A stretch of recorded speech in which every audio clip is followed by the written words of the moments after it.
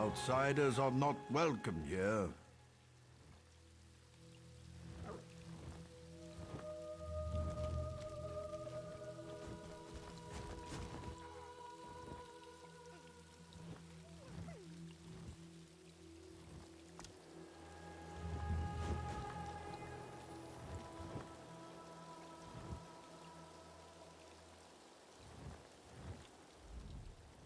How can I help you?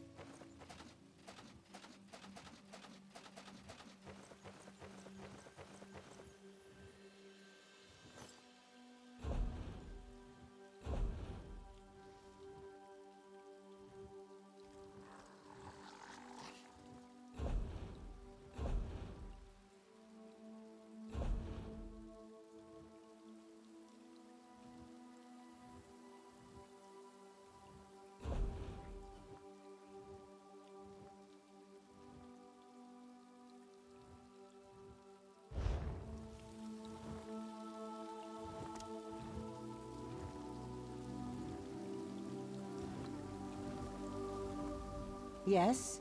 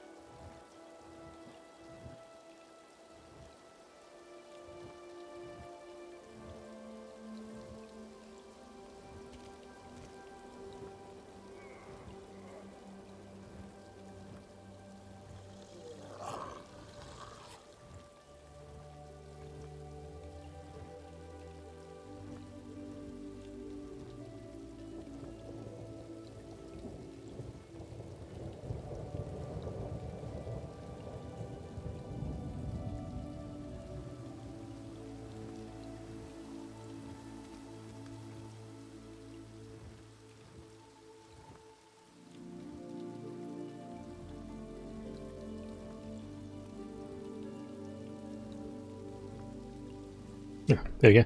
I pressed the right button this time. Yay! It's back to Elder Scrolls. I've had the interesting weekend. Let's just put it like that. Been watching some Clear Skies again. Played a bit of Star Trek Online and got a ship that I've really been wanting for absolutely ages. See what else still to do. Oh yeah, it's now boiling in here again, which is crazy because it's like the middle of September now. And it feels like August. It's... So I just make sure my fan's on 1 second. There you go.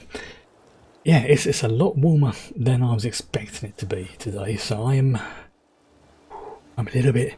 I'm gonna have to, at some point I'm gonna have to go and get myself another bottle of water because I'm almost out. So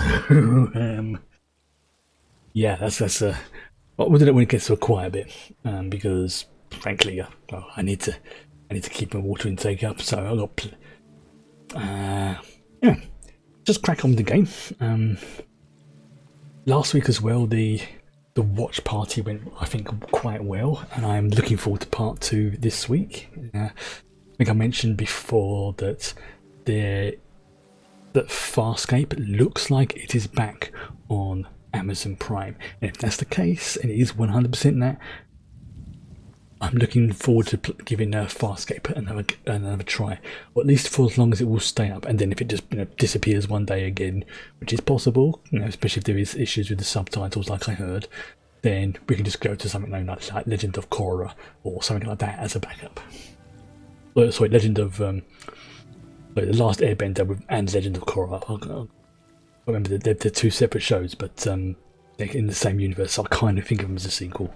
Yeah. Let's just crack on. Oops, whether I was on the right window. There we go. Yeah, there's me pets.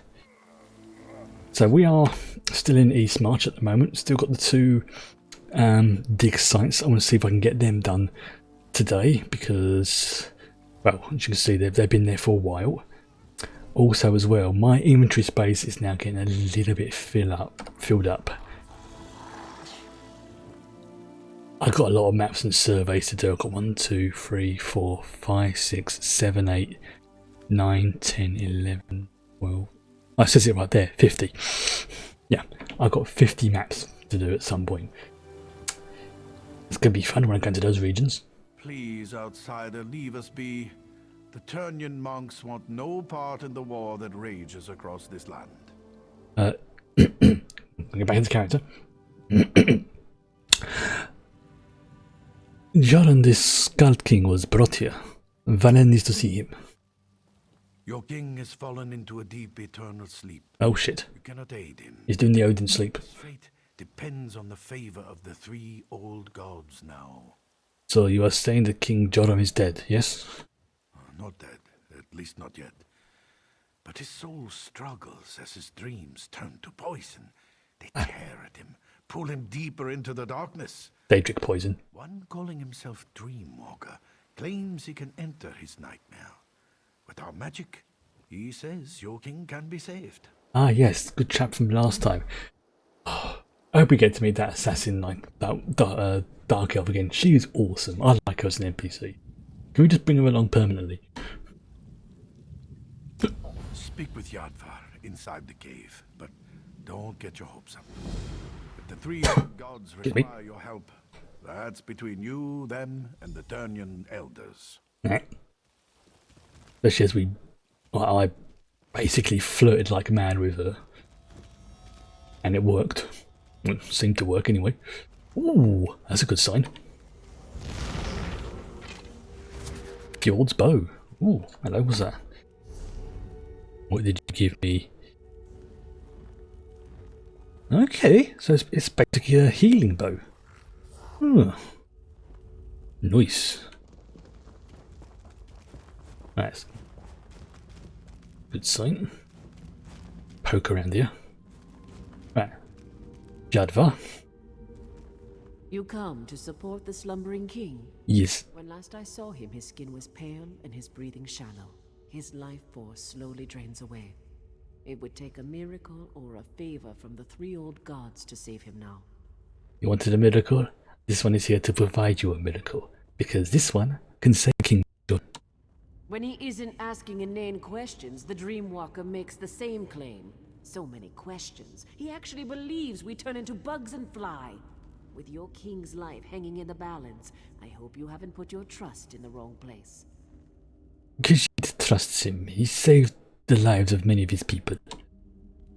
As you say, before your friend can enter the eternal slumber, we need to enhance Yeah, this one, his life force. pretty good. Bring him back from the brink of death long enough for the Dreamwalker to slip inside.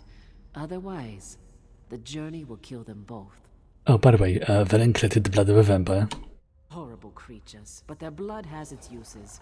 I'll open the gate to our ritual grounds. Please don't disturb the monks who pray there. Your king sleeps on the center platform, where our high priest administers to him. Understood. Do not disturb the monks. Yeah. Into the portal. And zoom.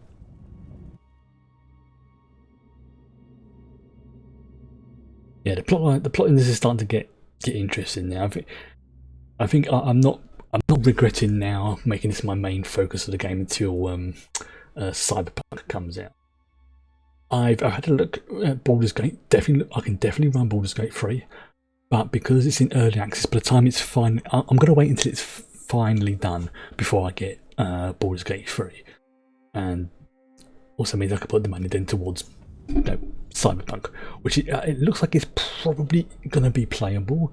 But again, what I will do is I will give it a test stream, or at least a equivalent of a test stream with obviously the stream running, because it's playing it like this normally is fine, but playing it with the stream does sometimes put an extra strain on the system, because if both are using the same GPUs or something, I don't know how these things work. But if they're both using the same parts of the computer, it strains things. And whilst my new machine isn't, horrible by any means, it is not what you would call top tier. It's mid to low tier. Considering I know, or upper lower tier way we look at it. Yeah, it does its job. But you know what? That's what I want. Right. Up I go, talk to the high priest. Why does my father still sleep, priest? Because he's poisoned. Healing magic maintains his life, but the Daedric poison is strong. Daedric poison. Sure, we can overcome it. If my father dies, the Turnian monks will suffer. Understand that, healer. Now, save your king. Now, the thing is, mate, they're not the ones who poisoned them. Direct that anger to the person or people or group who did it, not the ones who are trying to freaking save him. King Yoren's son is worried, and I don't blame him. Our healing magic is strong, but it's not much good against Daedra-corrupted poison. The king won't awaken on his own. Well, it's a good job that Velen bought a Dreamweaker. Dreamweaker? Forget I said that. Velen bought a Dreamwalker to help. So my monks tell me. We don't usually deal with Daedric magic. We can keep King Yoren alive, but we can't restore him. Your Dreamwalker is our best chance. I hope he's done this before. Well, what can this one do to help? You brought what we need. Now the Dreamwalker must enter the Dream Stride. From there, he's on his own. My magic can't help him. Pray at the totems of the 3 old gods. Perhaps they will show you the Dreamwalker's progress. Then we watch and wait. Alright. If you say so. Come, Dreamwalker. King Yoren is ready. It is time for you to get involved. Not to worry. I've done this many times. Many times. Never entered a king's dreams, though. When we're having pets, they sometimes do get in the way. But I'm sure everything will be just fine. Yeah. Be sure to hold the king down. If he begins to thrash around, hit him with a rock. Kidding. Kidding. The nerves getting to you. Oh. Yeah, he's floating up in the air, that's always a good sign. Not. Alright. Esling? Esling? Hello? The Dreamwalker's work has begun. If you wish to observe his progress, pray to our totem spirits. If the 3 old gods hear you, they will show you images of the Dream Stride. Okay. Let's go. Wolf. Khajiit is not a fan of wolves, as you could imagine.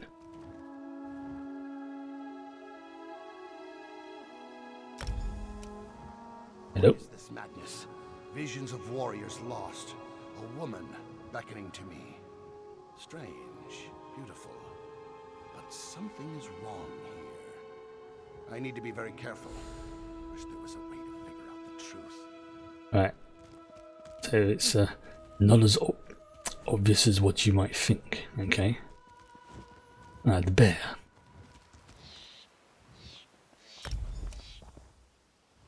Very sad.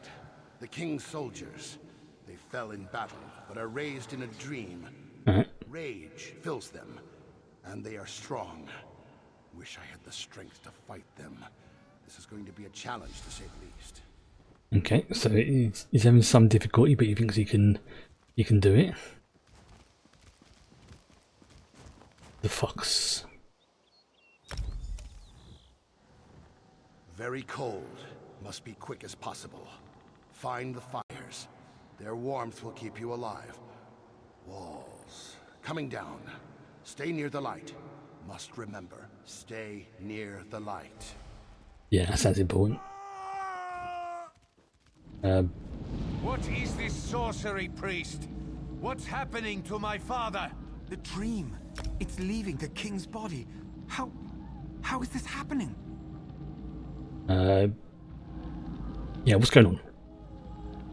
The three old gods watch over this man and grant him a quick, painless journey from this place. What is happening? Something has sparked the Dreamwalker's magic as well as our own. Whatever haunts King Yoren begins to flow into this world as well. As the poison spreads through his body, he fights back harder. It's pushing the forces into our own plane. But have him inside. Ooh, because it's Adric poison. It's like a bit something like that. You wouldn't dodge this one. What does it mean? Because Chris hasn't got a clue. It means your king's last moments of life are upon him. His spirit is strong, a fighter. I believe that's what has caused these projections. He won't give in to death. Sadly, we can do nothing to help him from out here. Well, I think we know what the answer to that's going to be, but we cannot give up. The Dreamwalker was most likely injured by the blast of magic. He was the last chance we had. Your king can't do this on his own. You send Velen into the dream. You would do this? Yes. And for a man you barely know? Doesn't matter. Your life could be forfeited by doing this. Good. Very well. The decision is yours. I can use what remains of the Dreamwalker's magic to send you into the Dream Stride. From there, you will be on your own. Technically, I will have... Yes, I see what you mean. I can't imagine what awaits you in the dreams of King Yoren. His dreams turn to nightmares. What once was pleasant is now twisted and dark. You must help him overcome these trials. Well, forgive this one, but what does he have to do? Pray to the three old gods. Seek their blessings and call upon their aspects to aid you. They might help you, but each in a different way. Understood. Remember what the Dreamwalker said and be open to any way an aspect may aid you. Oh god, I can barely remember what they said now. But how will this one know which aspect to choose? I can give you insight to each of our gods before you enter King Yoren's dreams. That's about all I can do from here. Once you enter the dream, you will be on your own. I'll attempt to keep his life force stable for as long as I can. Velen understands. The poison pulls from Yoren's memories and gives strength to his greatest fears. The death of his sister, the soldiers in his service, and Fildgor. His dreams have created guardians to hide his true memories. You must show him the truth of things. Go to the dream and deal with stuff.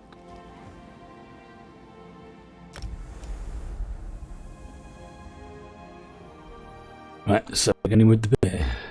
Yeah, the wolf probably wouldn't work, he might have been a Khajiit, but bear. Hey, we've got a couple of bear friends, so it makes sense. Also, bears are damn scary. Damn, you are scary. Like, seriously, like you see a thing like a polar bear, and when they stand up on their hind legs, those creatures are huge boys. They're not chunky, they're like pure muscle almost. And they are a lot bigger than people think they are. Like you think, oh, polar bears all cute and fluffy. It looks it until that git stands up and decides it wants to turn you into its lunch. They are. Look at your soldiers, Yoran. This is what happened to us.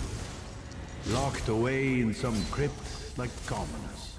No one cared. We got a bear helping us. Yes. Especially you. What I need to do is get my We're just pawns for you. No. I respected and cared for each and every one of you. With each of your deaths, I lost brothers and sisters, but we fought for what we all believed in. I see. We fought for our freedom. I see what's going on. Basically just he's like in effect almost fighting himself. Good bear. Oh, no, I mean you can yeah, you go back to sleep. It's a good archer. Probably determines like what assistance we get. And the bear's like a tank almost. Like one would be like that's pretty cool. Here we go. That's it. Get rid of as many of these as I can, get some experience. Here we go. Always get out of the red zones. I deliberately set it up so that the area of effect of the enemies is like bright red, because otherwise I wouldn't see it. Why am I on fire? Ah, oh, that's why. Okay. Say hello to my little friend.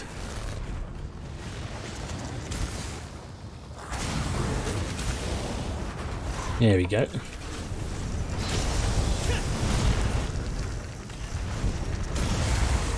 And gone. Dream Eater. Ooh. Yeah, of course I'm going to look around. Stupid not to. Because you never know.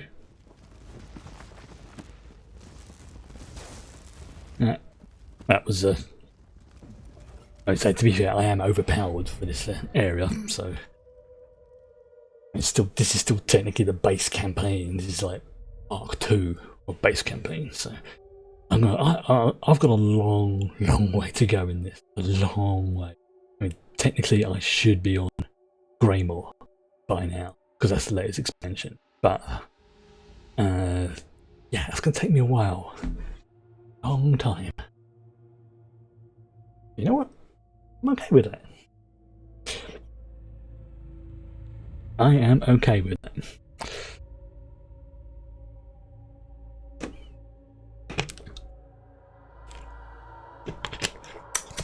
Yeah, I'm definitely going to have to go and grab myself some more water in a bit. And I've got a 7-Up. Well, it's Diet 7-Up. Sorry, sugar-free 7-Up, so I might have that instead, actually. Hello. Hey, priest. Some crazy shit? King Yoren stirs in agony before he calms and grows still. These waves repeat even as you enter his dreams. His life continues to slip away. What did you discover? King Jordan knows something is wrong. He's trying to escape, but he doesn't know how. The poison polluting his body. It makes him reimagine his fears and lets the nightmares tighten their grip. That's horrible. He will continue to seek a way out as long as the dream continues. You must follow the king deeper still. We're going to go deeper into the dream. Well, that's like kind of Inception level stuff here. So tell Velen, how does he follow the king? And if you tell me poison, I'm going to slap you. Continue to pray to the totems. You already set one of the fractured parts of his spirit free. You need to be quick this time. If the king knows he's in danger, the dream will collapse behind him and strengthen the nightmare's power. Oh yeah, we don't want that. Right, let's get a move on. See what the fox has to say.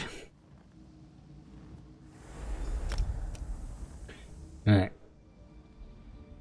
Any ability marked criminal act can and will result in significant legal trouble if cast where citizens or guards can see. Yeah, that's one of the reasons why I'm playing as a necromancer, because they have a few abilities that are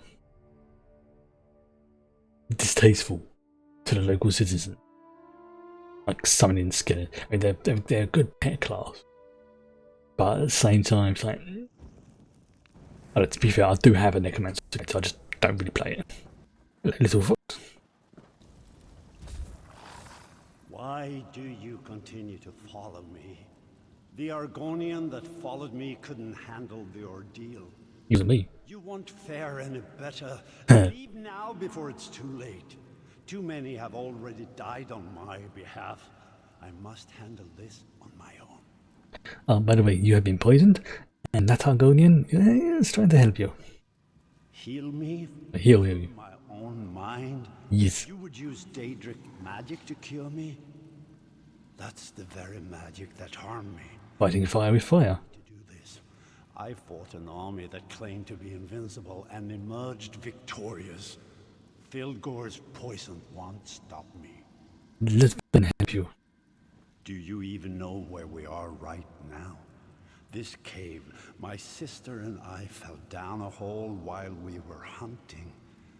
We nearly froze to death. We barely got out alive. Wait. What is it? I would not have made it out from this cave if it wasn't for my sister. I blacked out from exhaustion and the cold. Nirnhild carried me the rest of the way to safety. Damn it all. I don't know how we got out of this cave. You wouldn't dodge this one. What does that mean? It means I never saw the exit. How will I find it in my dreams? The fires, I remember the fires. They must be the key. If I don't survive, you must get word to Almalexia and the other pact leaders. The pact must not fall. Almalexia, that's a great name. When you start to freeze in the cave, so you have to stop at the fires along the way. Oh, great.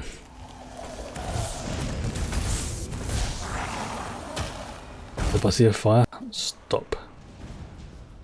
Oh wow, I can see it going around the edge of the screen. Right, that's it. Well, this turned out to be an interesting hunting trip. So much for Yes, knowing yes, go that area ahead. like the back of Mock your me, hand. little brother. Right, sister? I should just leave you in this cave. Maybe you'd lose a foot to the frost, and the people would call you the Gimp Prince. That would be the last time you mocked me, that's for sure. Oh, I think I would write a ballad about... Just say gimp print. I suppose, yeah, because that's the derogatory word used to.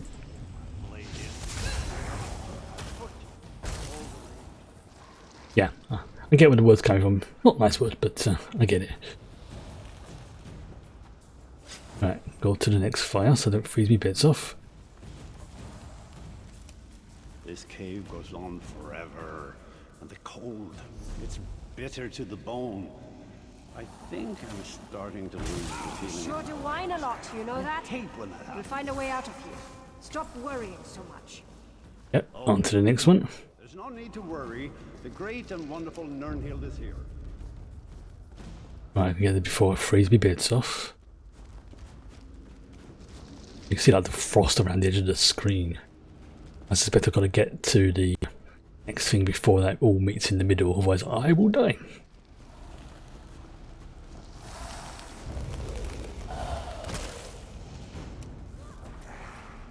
Oh, yep, go past that. Guys, just get. I'm struggling now. Oh, there we go. Come on, Yoren. We have to keep moving. Please, brother. It's just a little bit farther. You have to hold on. I need you.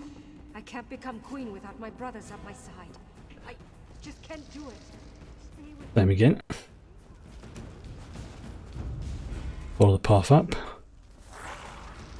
Yeah, I'm losing stamina really quickly here. I'll just use it pretty much as much as soon as I get it back.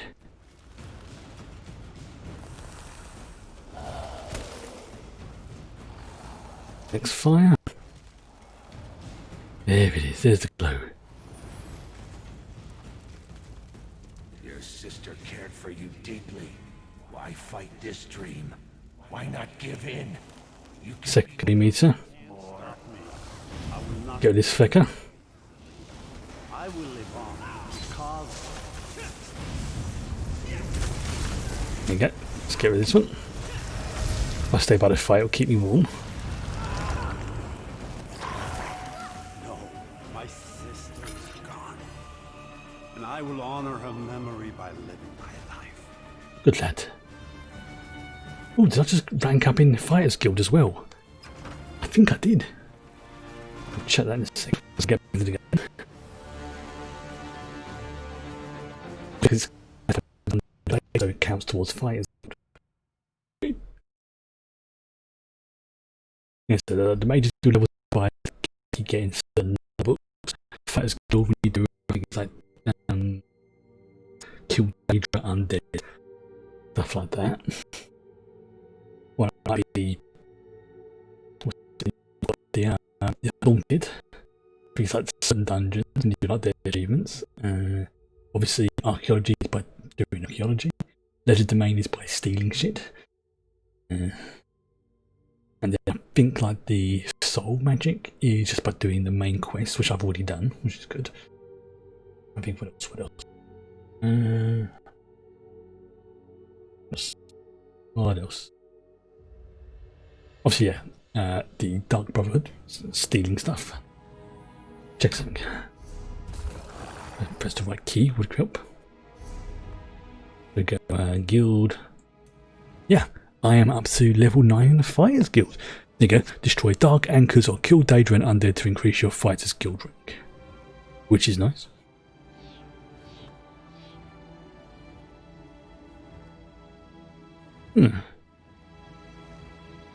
Interesting. Interesting. So we'll see what these ones. I'd actually accept bounty quests from the Fighters Guild in Cyrodiil. Ooh. Alright. I'm not doing that just yet, but we'll see. So look, Dark Brotherhood. Yep, still not done anything there. That one. Mages Guild. Yeah, pretty much maxed out on Mages Guild. Thieves Guild, I've only got the Finders Keepers just to get the cachets. Undaunted.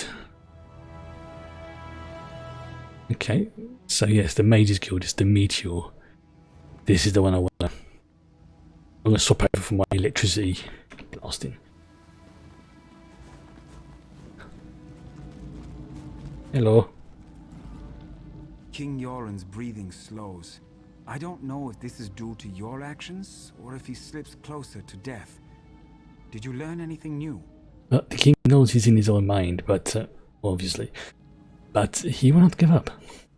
Proud, stubborn man. He's a nod. At his weakest points now, on the edge of life and death. You have only one more chance to enter the Dream Stride. One more chance to break the nightmare and set him free. If you fail, you will both be lost. I think you both know that, we both know, sorry, that this one will not fail. The king's dreams try to deceive him. You need to be on guard. Look through the shadows and observe. If you fail to convince the king that what he sees is a lie, he will perish. And when he dies, his dream ends. And so do you. Okie dokie. Alright. You wanna do this? Gonna speak to the wolf. Right. Talk to Stormy Eyes. So Stormy Eyes is now in the dream as well, so I should be able to have some help. Known Hound is a rare trait for weapons and art. One piece of known equipment can be found after being critical. To learn the traits, you need to trade with other players. Yeah, Known Hound is been hard to try and find that. Not impossible, just hard. This artwork is pretty. Like the rainbow there. There's the glistening in the water. The person there doing their storming. Are you real or just part of this dream? Ouch. I hurt all over. Feels like my body is being crushed, and not in a fun way. Why have you followed me? This experience, I wouldn't recommend it to my worst enemy. Oh, praise the 12 you're alive. What happened? Of course I'm alive. The magic that allowed you to enter the Dream Stride would have disappeared if I died. Frightening thought, though, to die in another's dream. I'll consider this while you find the king. Tell Khajiit, where is King Joran? He followed a pretty young woman. She looked familiar, but I couldn't place her. She ran up the steps and the king was right. Probably his sister. But something strange happened. Specters appeared. Very vicious. Ooh. Oh, Khajiit will find him and get us out of here. Be careful. These spirits are more violent and powerful than the others in the dream. Drawn from the king's strongest memories. If you fail, we all die horrible, horrible deaths. Probably very painful. Please, try to avoid that. Thanks for the warning. This one is not happy about that. Can you believe Joran defeated his brother? Vilgor must have been. That fool Joran thinks There we go. life for him is dumber than I thought. I'd sooner stab him in the back. Of course, ectoplasm. Side. Right, let's go find my way to the Dream Eater. Can you stop disappearing in me? For Joran? He never lifted a sword in his life. But his sister, Nurnhild, she was a true warrior. Vilgor could fight too. Now that's a man I die for. But no, we get a bard king. He won't survive a year. Oh, they really don't like him, do they? Give into your dreams. Submit to Never. the darkness. I will wake from this dream. I will find my brother and any others who put us to What's the phrase? Fear the monkey and I fear the toad. underestimate me and my allies, foul creature. So, where you going? Where you going? Where you going? Where you going? Where you going? Oh, you're up here. Remember when my sister sat upon a throne? My brother and I would tease her endlessly about being the queen. My people trusted my sister, loved her. Great Queen Nurnhild, they called her, leader of the Nords. Then the Akaviri attacked. The people lost their queen, and I lost my sister. The realm wept the day she died. The Argonian said you chased a woman up here. It was a trick, conjured by that creature you killed. Nurnhild is dead. Her beautiful soul is gone. I'm all that's left to lead my people. I cannot fail them. You're looking a bit more solid than the last time I saw you. How are you feeling? Different, strange. Like a part of me is missing. No guards, no castle walls, just the limits of my own mind. Fabrications and illusions. Perhaps that's all you are. Oh, Velen is very real. Or is he? I don't know. Now I'm doubting myself. Anyway, Khajiit came here with the Argonian to save you. Your face is familiar, but I can't remember. You have my thanks regardless, both you and the Argonian. Yeah, we need to get you out of here. I know there's so much to do, and I cannot allow my brother Vilgor to complete his plan. Not while he has a sister's body and her crown. Nothing good will come from his machinations. Look. Otto. Sister. Oh. Can't be. Joran, This must be my part of beloved my brother. dream. It's been so long. I wish the news I bring you wasn't so dire. What is it, Nurnhild? What's wrong? Yes, what is it? It's Vilgor. I know why our brother stole my body and the crown. He plans to call forth my spirit and merge it with his own. He believes that by possessing me, he shall become the rightful king. That's just messed up. Leave us so we can talk. I will join you in the waking world shortly. Of course. That is pretty messed up. Right, no, that is messed up. Oh, this field god's going down. We are going to take this fucker down. By the traditional method of a lightning bolt right up there.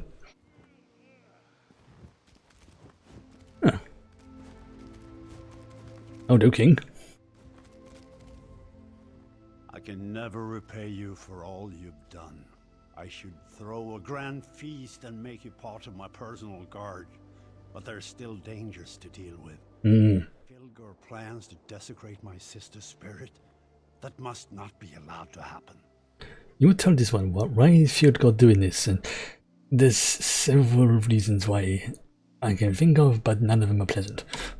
The crown of Freydis, the symbol of our people, can only be worn by the true heir of the throne. It won't fit upon an unworthy head. I see. Filgor believes that he can merge our sister spirit with his own, making him worthy of the crown. And if that works? If the crown fits, it proclaims Filgor as the true king. Not even I can oppose the one who wears the crown. That's why Filgor must be stopped. He can't be allowed to desecrate Nirnhild's spirit. This one must know what happens now. Filgor and his Stormfist brigade have gone to the Dragon Shrine of Skuldafn. The names in this are amazing. The camps at the foot of the mountain and plan our counter move. I need to leave now. The people need their king.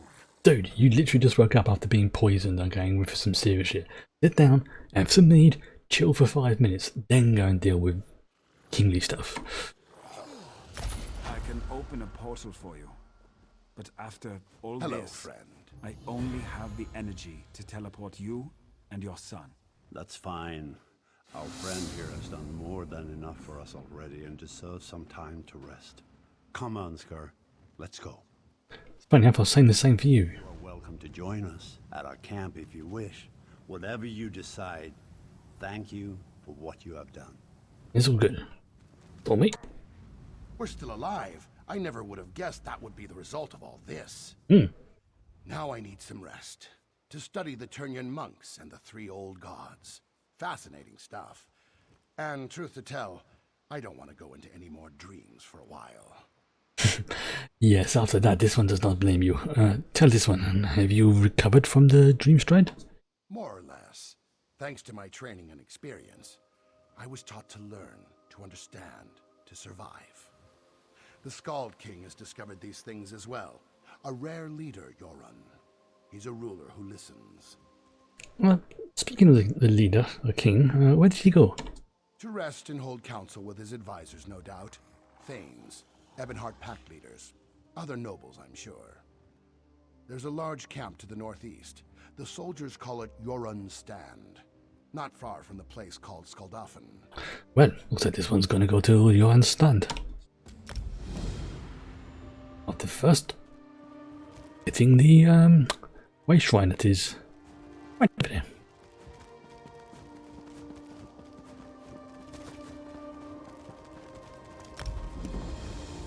Yeah. Now there's a portal to Eastmarch. Let's get some more of those.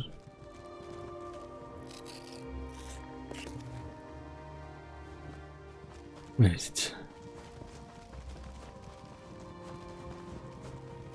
Oh, there it is. Portal to Eastmarch. Handy.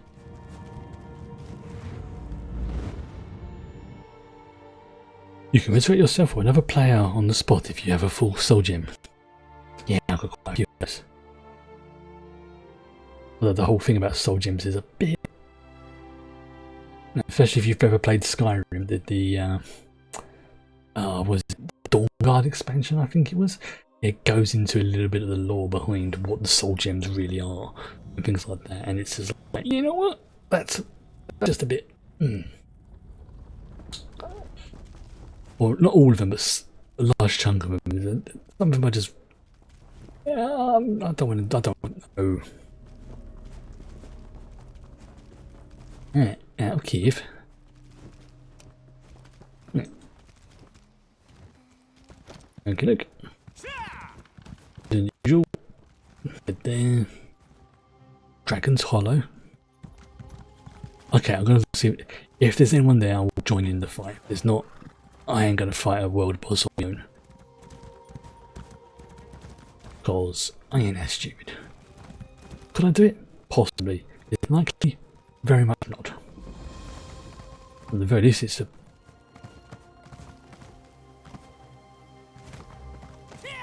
You know what? Let's just not wait there for it to spawn. It'll be a bad idea. Oh, more trolls. Stay away from you. Yeah, I could fight them, just don't want to right now. Oh, hello.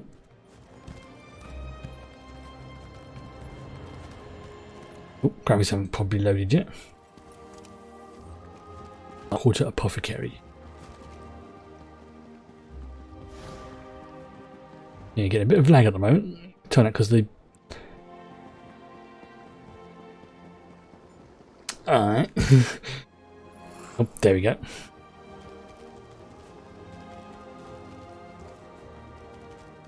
Yeah, the game's struggling a little bit.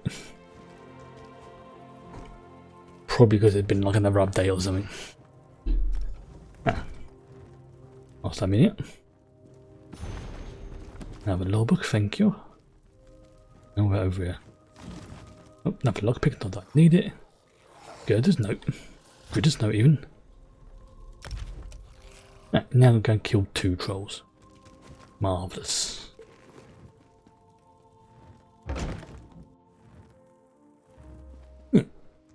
So now we're going to fight those trolls. It's a good job I didn't. Otherwise I'd be annoyed to have to fight them again. Alright, well they're easy enough to do. You'll do.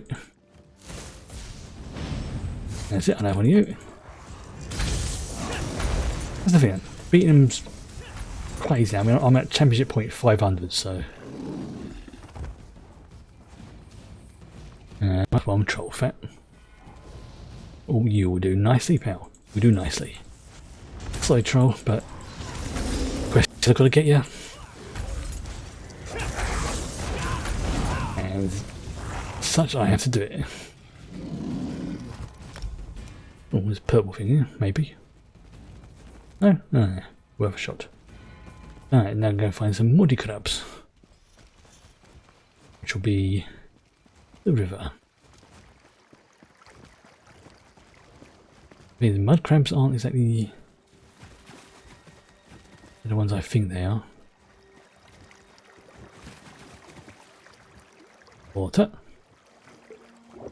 That's. Yeah, nern roots get out as well whilst I'm here. Come on, mud crab. Where you gone? I was climbing the wrong area. Like it. Marvellous. Right. Is there going to be around here somewhere? Apparently.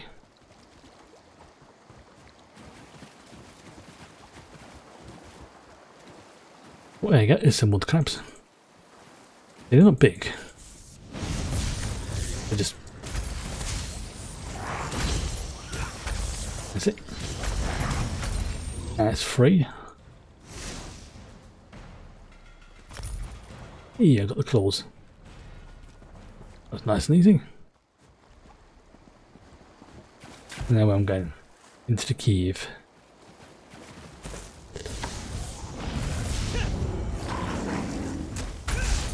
Get you.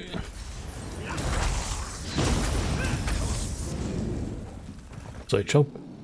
Hello, platinum ring. What was that? Platinum ring of reduced fee cost. Interesting, Mr. Bond. As there's the caves, they're going to get to Daniel. Yeah. All the way down. There's Daryl. Oh, there's Daryl. Laughs at the danger. Shares with many. What can laughs do for you? You need something special? Have you seen Greda Meadmoon? She needed some Daryl. Not so loud. Laughs at danger is an honest Argonian merchant. Daryl is very powerful, very dangerous, and I thought Daryl was a person for some strange reason. Did Greda make a deal with you? maybe yes, maybe no. There's a big demand for Darrow right now. Nords really want the stuff. But something isn't right. I might stop carrying the stuff. Please answer this one. What is Darrow? Darrow allows Argonians to see the layers of light and sound behind the world. But smooth skins? Small doses may work for smooth skins, but I don't know. Very dangerous. How much for some Darrow? Darrow is very dangerous and very hard to get. Demand is high, so price is high. This will cover, yes, 69. Nice. Give this one to Darrow, or he will tell the others you said poison to smooth skins. Quiet. Fine. Go. Don't look for laughs at danger again. But your name was Laughs at Danger.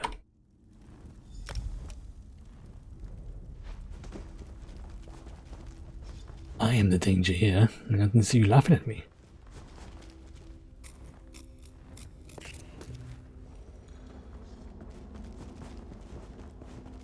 So that's what go.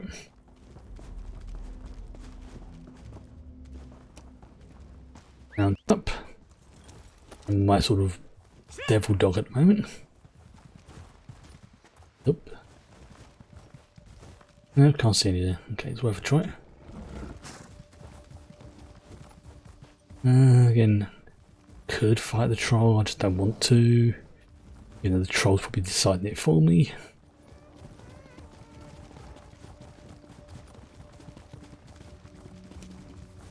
Inside the windmill is the windmill.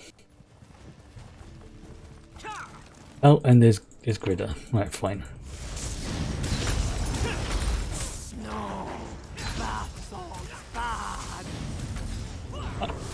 Bath, are you on meth?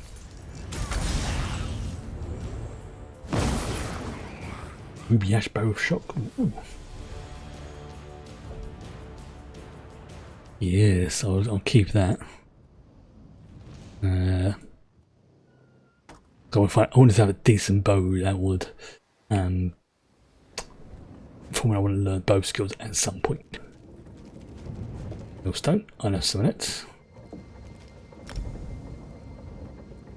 Now I need to go to the which is Star Ray Shrine.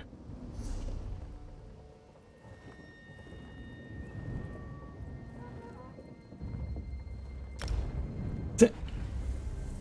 If I stood in the wrong place, that would that could quite easily hit me if I stood in the wrong place. So yeets me over the wall. Like that giant last week. That was hilarious. Just get punted over the wall. You can own one of each house. So wow, property market.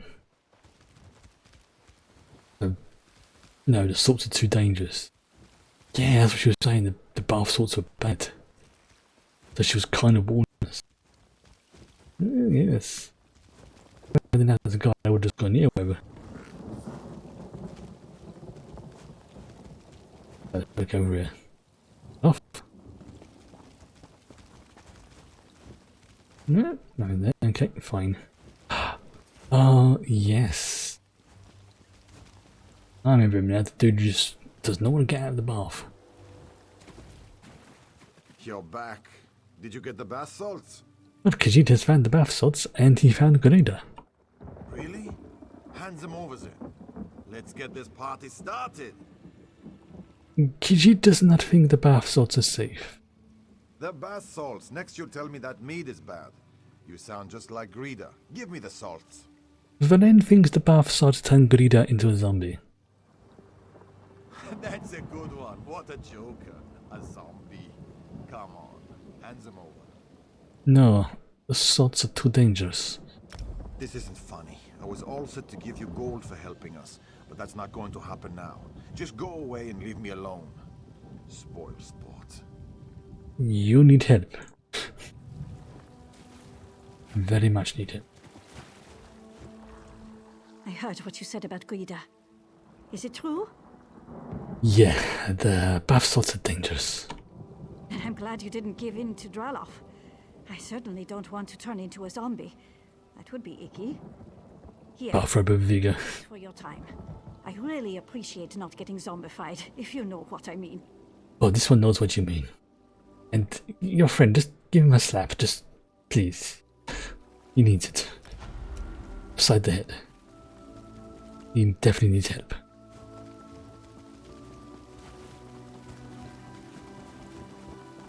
Very much needs.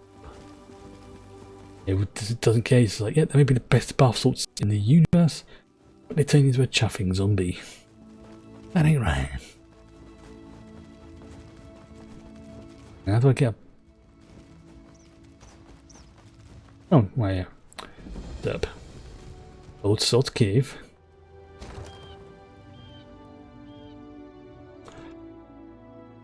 Sword Pothelm, great name, was a prospector who is said to have single-handedly dug out the cave that bears his name. Wow. Working until he died at the age of 103. God damn. Still convinced that just a little bit more digging would reveal a fabulous ebony lode. But it didn't. Unfortunately, it did not. Yet, here we go.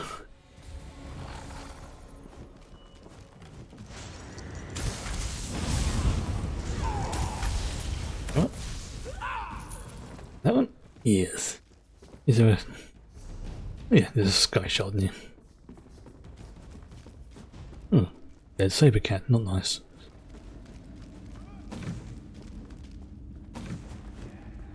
Yep, search everyone, as per usual. Oh, I can hear them in the distance. Hello, what's that? Is that a proper crate? Can I check that? No. Oh, there's some fruit. Fine. Down in the car container. Right, go and get with that sky shot. Agvar. Oh, oh mate. Yep. Stormfist, you be gone.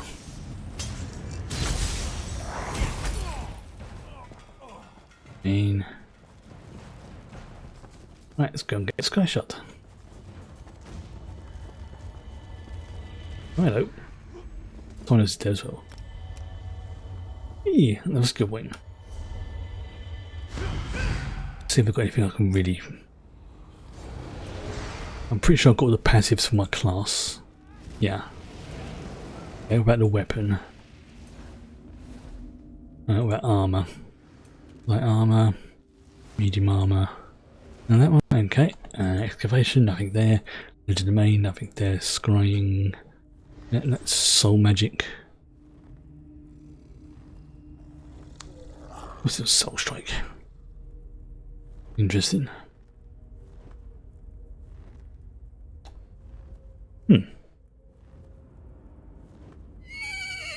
Okay, let's take one of these. Sorry, horse. Screw it. I've got enough.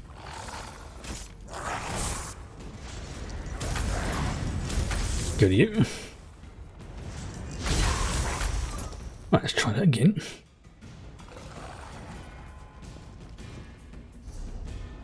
I see I can go that way. Then okay, I see I'm going.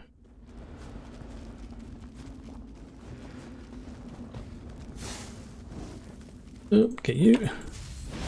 If I can.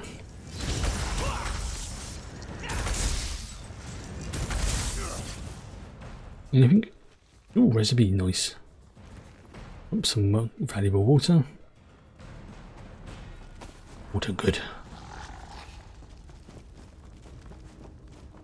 And you can be gone.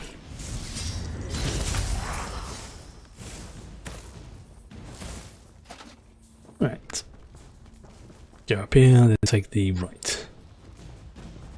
Looks like. Yep. Oh, give you. Right. The horse is just standard design. Right. Yeah, we're good. Yeah, fine.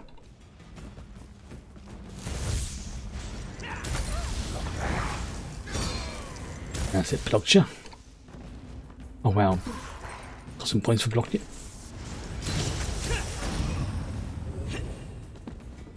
Okay, where are you sending me? God, there's loads of them in here.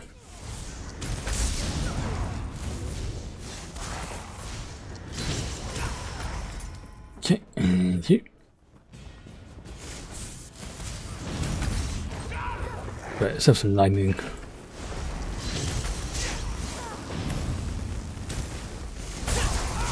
Lightning flood.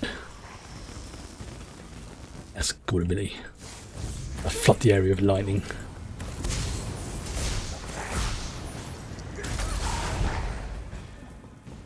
Okay. You kill Irim the Hammer. I think that'll be okay.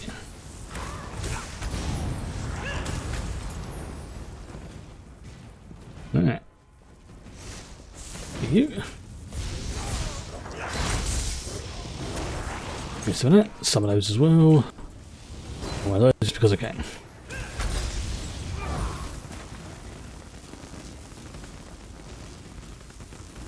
Right, where is he? Oh, there he is, he's up there. I thought he said he's up there. Gandalf then or something. I'm misreading.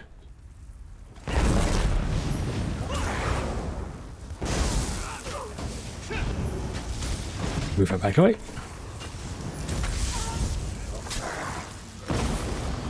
Yeah. That's right, I'm badass. Getting a bit overpowered for this area, but you know what? That's fine. Right, seems to be about this way. Oh, I didn't check over there, did I? In case there was a treasure chest. That's good, it's a bag these as well.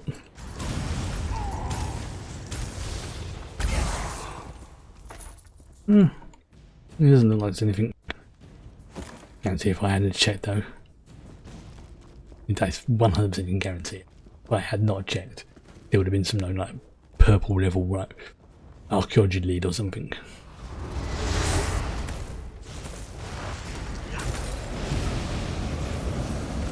Oh, a baby dragon.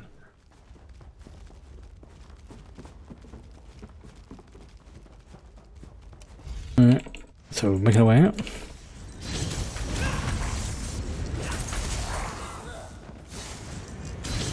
Dungeon healer, it's like what? It'll take me a long time to do. Because I've only got like one or two basic healing abilities. I'm not a healer character, I'm a DPS character. I like making things go boom.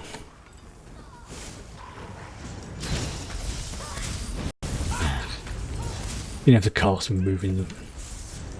Something I can't really understand about some games that they have is like, you want to cast an ability or that, you've got to stay still. Like, no. It doesn't work like that. People can move, it just makes it a bit harder. I mean, granted, it's some classes should be able to have like abilities and feats and whatnot that allow them to move when casting. Oh. Well, the other one that really just puzzles me is like, you slow down to do combat. No, I want to run faster. I'm gonna get a sword out, look see if I've got any more skills I can what's the word? Improve. Surprise! No, you just saw me destroy one of your mates right in front of you. And good evening. So you're just going to stand there and, you know, just get beaten up because I'm in that kind of mood. Come on. It. You can go. That's better. Oh, you can try. Fine. Don't try everything. Out I go, finally. Ooh.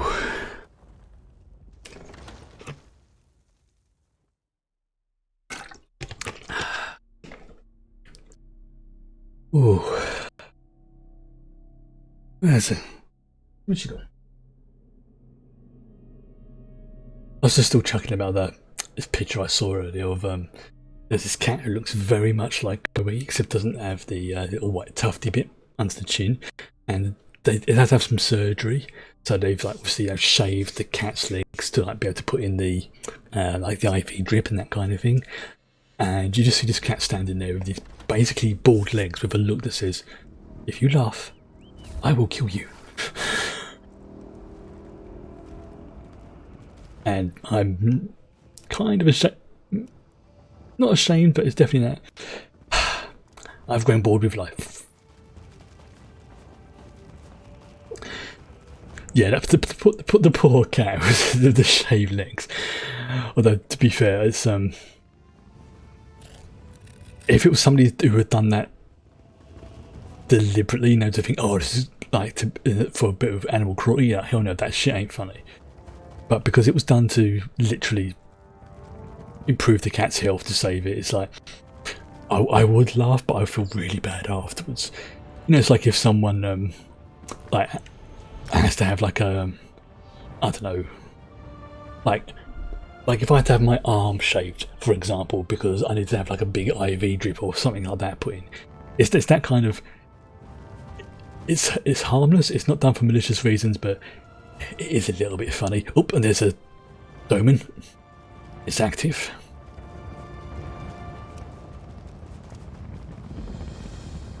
Oh, am I here in time? Was it too late?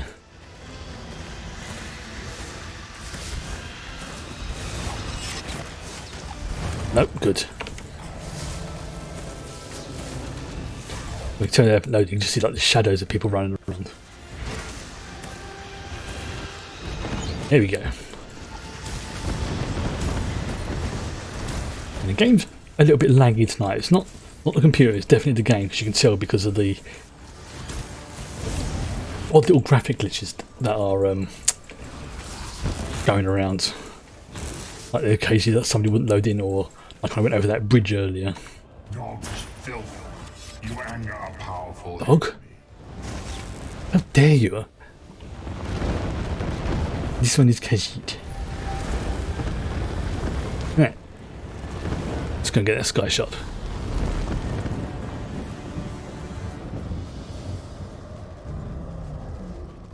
Oh. The one that got me the most was where... Oh, my fight skill is at level 10. Oh, that's amazing. Yes, I got the fight skill to level 10. That means I don't have to worry about leveling up fight skill anymore. Okay, see. Generate. Okay, keep that. Increase. I don't have any of these abilities slotted. Okay. Although this is good if I'm going to go like hunting like vampires and that kind of thing. Then I could have like a, be like a sorcerer, vampire style, that kind of thing. These would be really good for that. But as I say, this is the one I'm waiting for. Meteor. Right. Before I forget, let's see. There, right. Alchemy, blacksmithing. Now don't worry about that. Okay, you know what? Yeah, let's get some of those. That gets me more goods when I log into this character.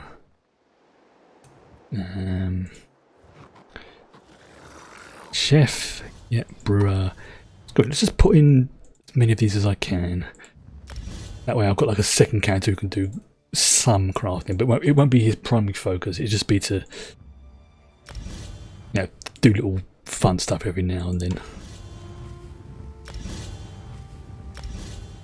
Or just to use up the skill points.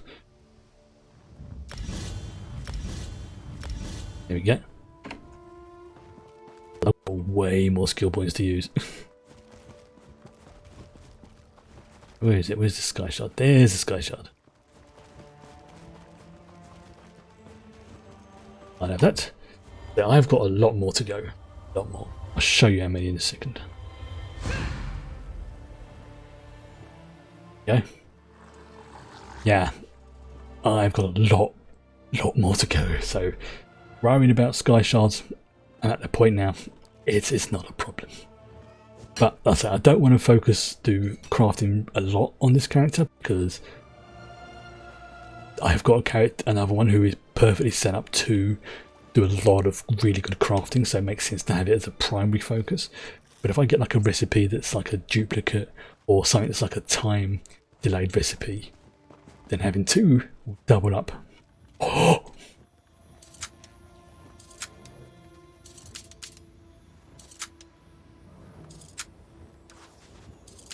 That was a master chest.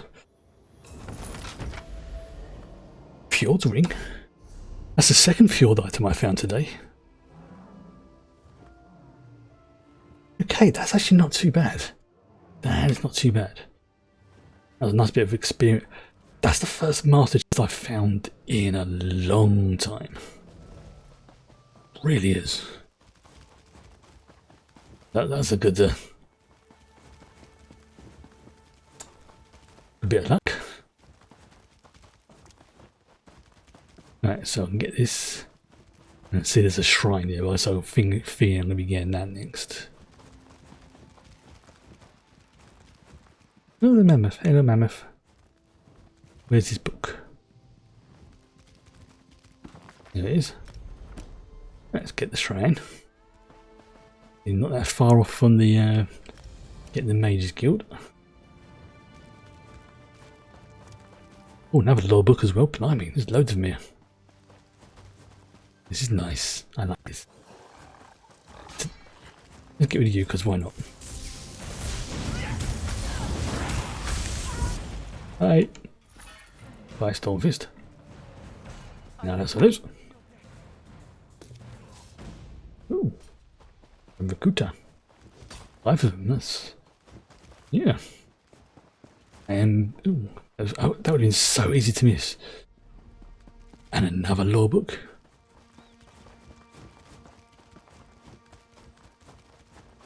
It's going to be one of those days, actually. Another shrine there, I see it.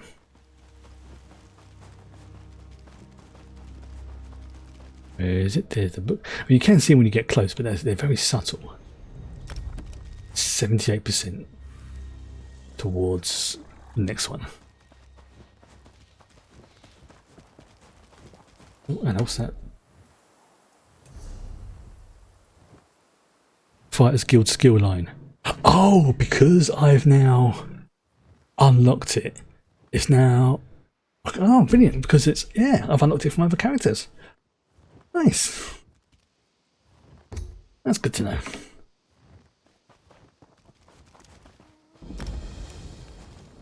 Into the crypt. Oh, it's because I've no, I know what it is. It's because I've completed it on one character. If I want to go to another one, and rather than having to grind it all up, I can, if I have like any spare crowns, I can just go, I've already done it. Here's some crowns that I've saved up. Boom, give me it. It's kind of... I don't want to say pay to win, because it's not. It's pay to get it right now.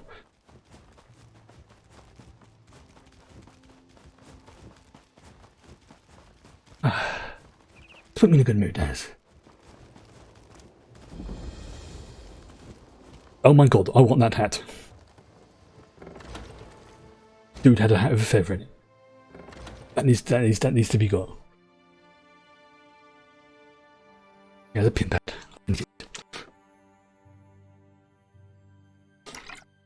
In a way, it's a good job there's no PvP, because that'd be like, yeah, give me that hat and I'll let you live. But no, that would be a dick move. That really would be a dick move. Well, at the very least, excuse me, sir. That fine hat of yours, where did you acquire it? Boom.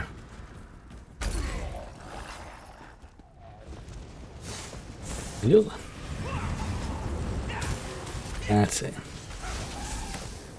I love being a sorcerer. It's like, hard time at power. Does make me feel a bit like Palpatine sometimes. Wait for it. And... screw it. Khajiit is on fire! He does not like being on fire. Burns his whiskers. Did it? Pimpat. Just saw a hilarious parody mashup of You're Welcome and I think I've seen that one. Is it one that's got it's like animation, or it's got like Ray and Luke in it? If it's, I mean, I Yeah, I think I know the one you're talking about.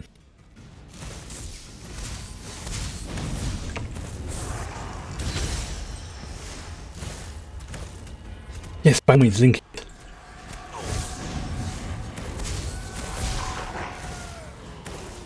I'm pretty sure I've seen. I'll have a look in a second. I'll be able to tell you as soon as it starts. Well, there's a lot of undeads in here. Lots of undeads.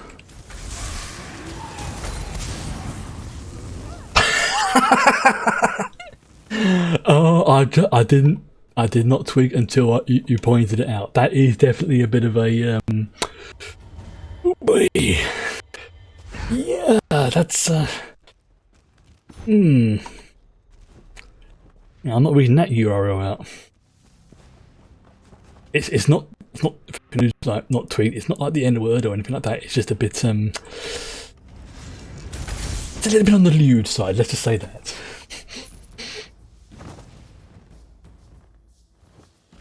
I'll do a quick check of this. As soon as it loads up, I will know.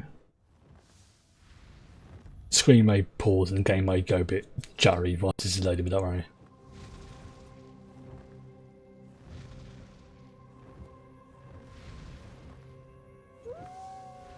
Of course, yeah, because I've got the stream in it. So like, why is it all going slow? Because I'm streaming.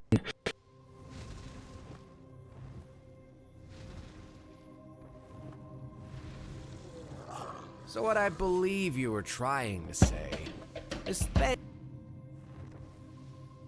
Yeah. Yes, that is the one. That is it. Yeah. As soon as I logged in, I saw that the little like mark on it had a blue on it. Means at some point in the part I watched it, I enjoyed it. It's very good. Yeah. Ignoring the slightly dodgy URL in chat, it's worth a watch, definitely.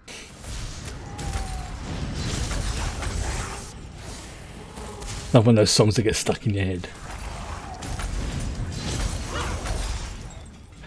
Although I heard a rumour that I'm not sure if this is true or not, but I want to believe that this is true. That obviously Dwayne The Rock Johnson, he's a fan man. He's got kids, and they were watching Moana. So of course, when his bit the Maui song, I went the wrong way. I'm an idiot.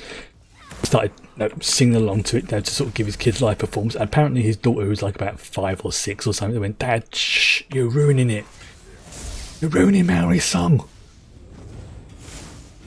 Yeah, well, as me told. Which I can fully believe. Like, Dad, I'm watching Moana. If you interrupt this, I'm going to be upset. I know what kids are like. Used to be one myself. There you go. Let's go the right way again. Right. So I went at the wrong route. I got confused. Things went a bit wrong. There we go. I went out the wrong door. Come on. Come on, you little buggers. This way. Who's attacking me? Oh, it's you. Right, fine. You want to try some? Fine. There's a lot of undead in here.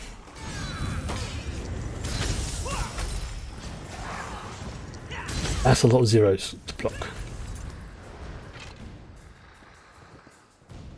Right, kill you. Rain. Kill Death Knight's Stormcrank. Seriously, the names in this are great.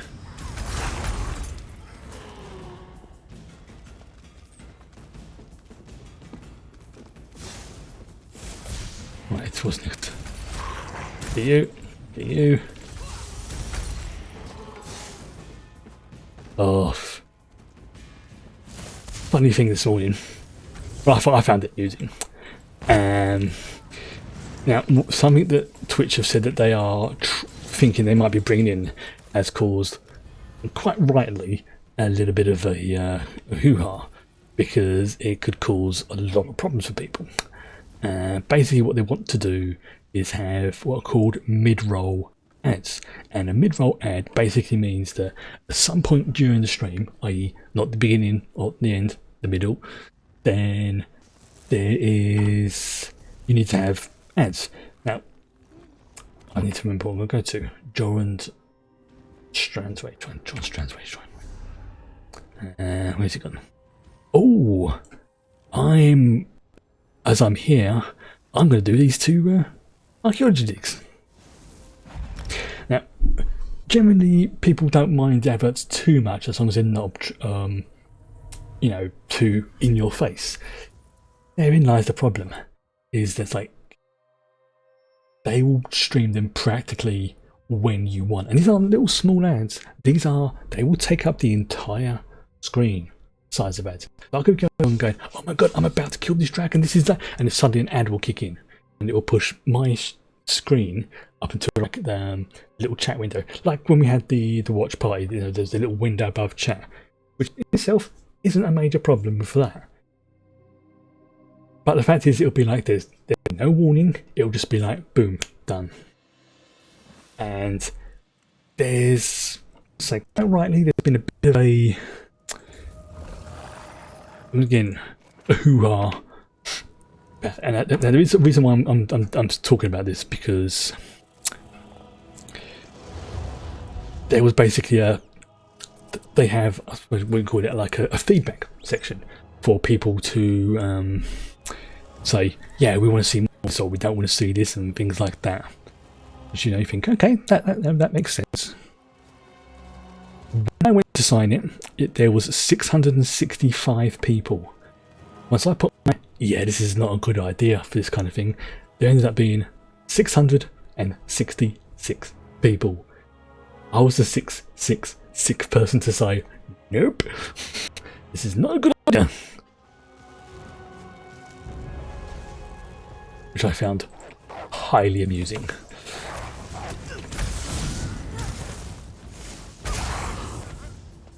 The thing is, I understand that obviously they've got to make their money. That's not the problem. It's the way they're going about it. It's a little bit, you know what, this is, no. Now, there's so many other ways that can be done. One thing they used to do, which I'm very surprised they got rid of, was what's called bits for ads, where basically you would watch an advert, the stream would get a smaller percentage, it really is a small percentage, and then the viewer would also get in return a couple of bits here and there. So eventually you get enough to sort of donate to any streamer of your choice. So if you watch an advert, say on my channel, I get a couple of like little pennies for the ad. But then if you decide you want to donate those bits to me, fantastic. Or you could donate to another channel. All good. So for some reason, they got rid of that. Or it just doesn't work. One of the two. So it's like, yeah, you know what? They've really, I don't think, got the... Well, let's say this. Someone, somewhere, thought it would be a good idea without realising that it's going to annoy a lot of people. And the last time I checked, this was probably just before the stream, there was over 2,000 votes say this is a bad idea. One of them being mine. Right, so, the sacred chalice of Eastmarch. Alright, so it's probably going to be... Oh, there you go. Let's see if I can do this without blowing anything up.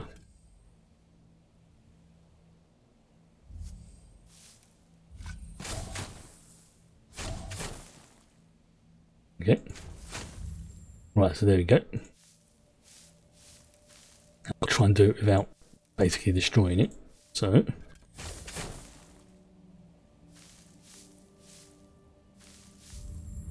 Ooh! And a bonus item. Great success. That's pretty cool. Shit, don't do that.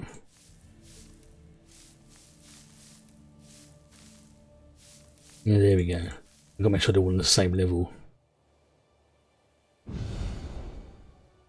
So I've got a Sacred Chalice and a random rune. Sweet.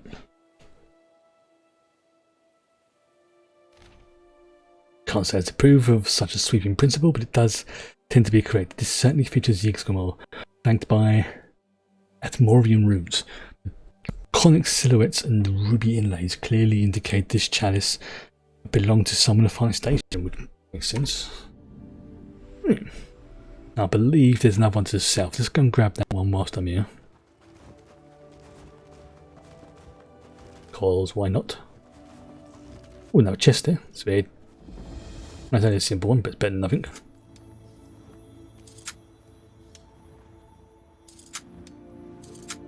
I wonder who keeps these chests around.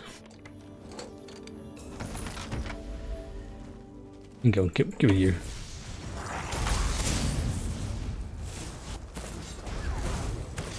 You gone?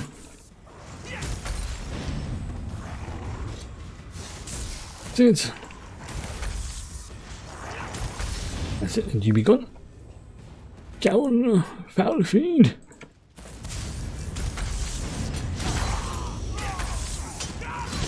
Yes. Here you. Right, so, yep, there was a bug on that. Excellent. 80%, so if I'm right, I get 2%. If I get 10 more books, that should be enough to ping me over to... Because I was assuming that... before, that got me 2, so... That's 20. So yeah, 10 more books should, in theory... get me to level 10. Which will be nice. Could be a cool ass power to use. Like bring down the meteor, bring the pain. Right. Wait till I get into it. Get to the area. Now it looks like I've been here before because it says that there's a good chance that the thing, well, it's not there. Giving you Wraith. Right, ping that. Telling me it's over there. Right, it's probably going to be where that. What is close to it? The mammoth there. Right, we're good. We're good, mate. I don't want to fight you. Honestly, I don't want to fight you. Don't want to do it, but you're going to make me fight you, aren't you? Yeah, okay, fine.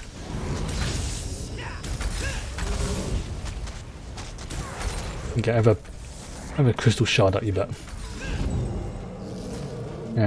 That'll hide. Okay, it's over there. Yeah, I see it. Spot on. I have dug here before.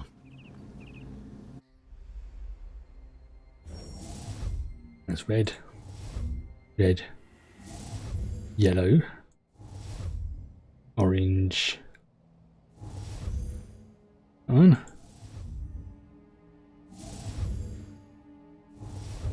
Okay. Good.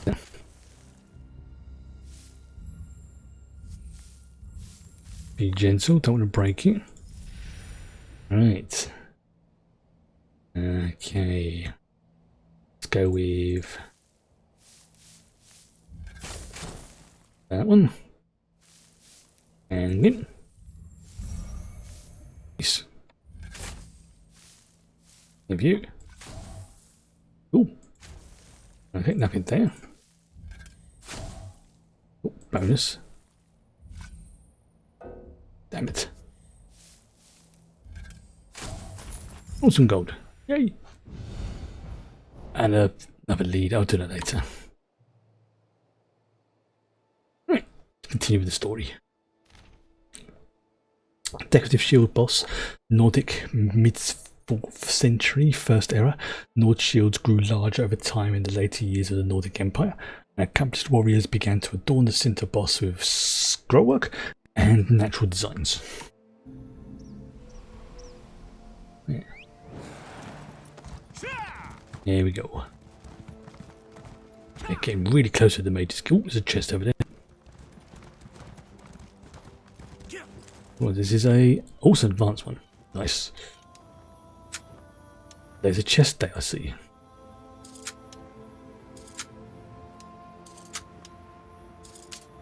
Go.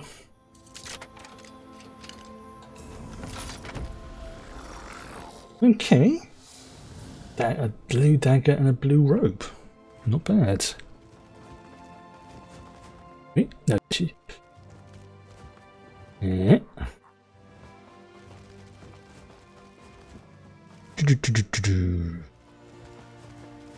Would you not got punted? So that cracked me up. That just literally getting yeeted over the wall by a giant. That kept me going for a good few minutes. You can bugger off. Oh, kind of bad for that wolf now. Right. What did? Well met, champion. This is John Strand. Yes, Stand. Yes. It is, and your arrival is not unexpected. Good. I've been waiting for you to arrive. I thought I might have an idea. Why were you expecting this one? Prince Ernskar commanded me to keep watch. He wants to speak to you. He's on the battlements at the East Gate, watching the movements of Fildgor Orkthane's troops. Well, this one will find the Prince in Scar. Things are quiet here. For now. Don't jinx it. Things are about to get very interesting because I've turned up and generally I turn up just as things are about to go to shit. You may regret seeing me. Ugh.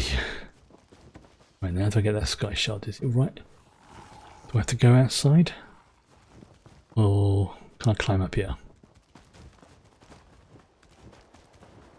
Oh no, looks like I can climb up here. Oh. Where is it? Oh, it's down there anyway. Bugger. Evening. I think I've got another skill point straight away. What's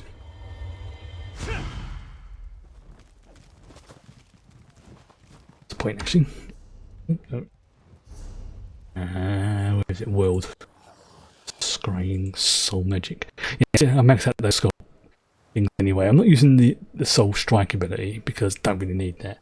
But that's pretty good. It gets me 1 free res an hour. And it basically means I have I kill an enemy with a 10%, like with a weapon ability, like my staff bolts. Then I have a 10% chance now, instead of 5% like it was before, to automatically fill an empty soul gem. And as that's what I use to power up my weapons, seems like a good investment. Plus also, you know, resurrections and all that. Oh, I'm stuck on that bloody thing.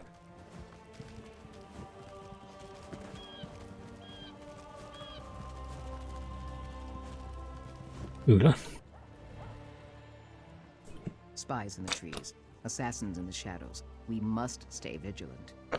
There's a problem, yes? I'm the sentry captain.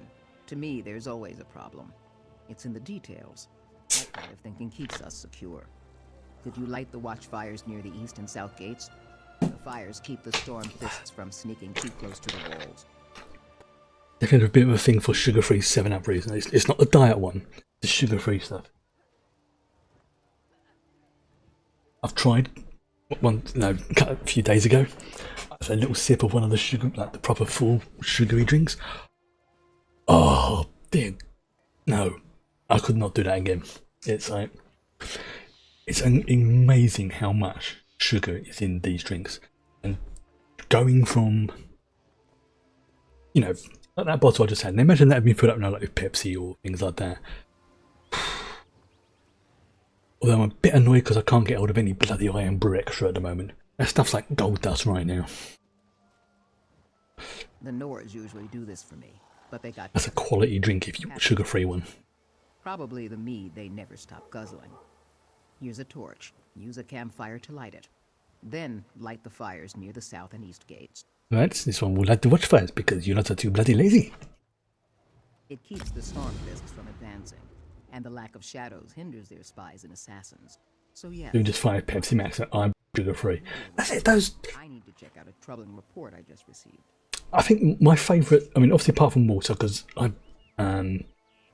my favourite drinks for that are Pepsi Max, especially the cherry Pepsi Max. That's like, it's not got sugar in it, but it does have that little, I don't know what the proper term is, it's like, not artificial sugar, but it does almost taste like it's got proper sugar in it.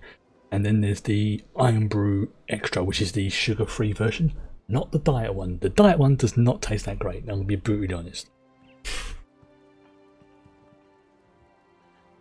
Ooh, excuse me.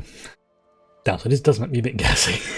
Perhaps. Right, let's grab a torch. Yeah, seriously, trying to get the Iron Brew Extra, which is like the Pepsi, which is like the Iron Brew version of Pepsi Max. It's a struggle. Like, I used to be able to get it by like, you know, the by a major cart, like, you know, the what do you call it, like the tray, and that would last me like all month. I'd get one tray of like about 20 or so, stick them in the fridge. Oh, it was brilliant. I have one maybe every other day or something, and it would last me for a long time. Now, can't find them for love nor money.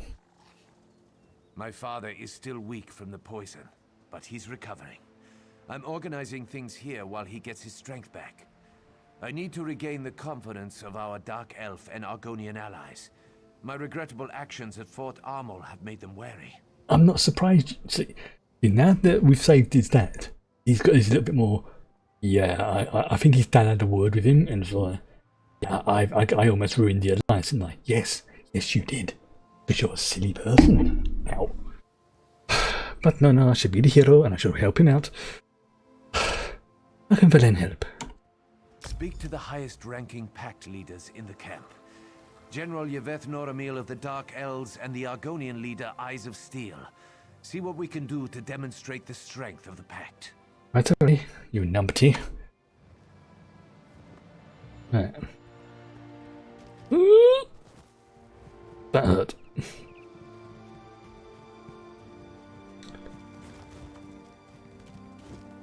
Burn. Now, where was I keeping that? So that was a lit torch, and it was about. Where, seriously, where was it? Where would you? No, don't. Could have gone a lot worse. Yeah. Some of the animations on this, like when you dive, just like. I mean, the one that still gets me, and I've been playing Lords of the Rings Online every so often. I get the urge to keep playing it again. It's a good game. You know, it's one of the sort of ones I like to play like when I'm off stream, I think, because it's one I just like to take my time with. So although I did play it on stream once, it's one of those sort of ones that it's one of the few games I think where you really just have to sit back, take your time with. Do not rush it, because you will miss out on so much, and it's just such an atmospheric game that honestly, playing it on stream I don't think does it justice. And the reason why I bring that Lord of the Rings Online up is because when you jump off a cliff or you fall off a ledge or something like that, this is that little bit too high, as you hit the ground you hear this crunching sound. I don't know where they got it from, but every time I hear it, it just makes me go, ugh. And I've been playing this game for 10 years and the sound's never changed. Every time that happens, it's just, oh, that sound.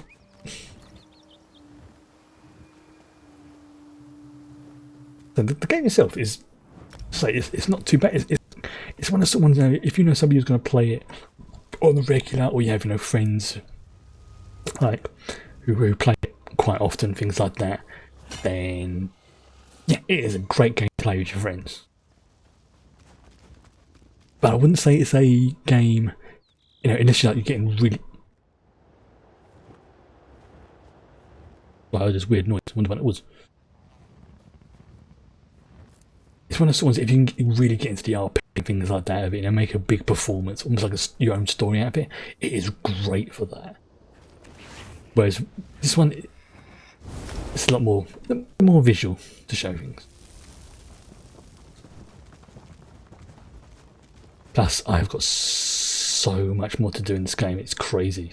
It really is. I mean, as I say, this is technically still the second arc, and I think we did the Elsewhere one first of all.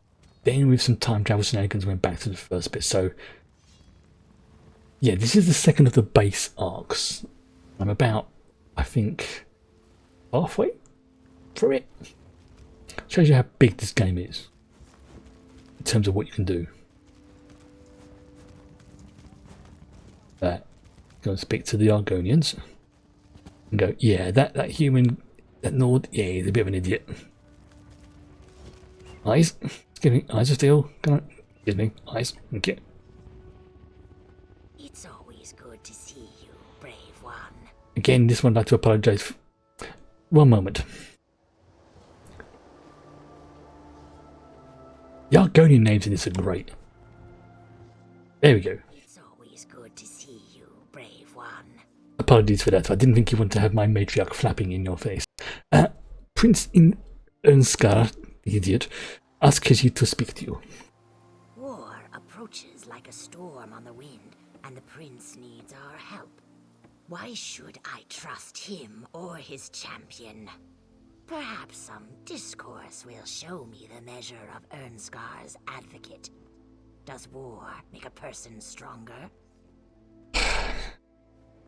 If you'll not work with the prince, just say so. So impatient. I won't waste any more of your precious time. Actions speak louder than words anyway. Challenge Hald Bitterblade. He's the Stormfist commander. Find him on the East Hill and bring me his head as proof of your victory. One head on the stick coming right up.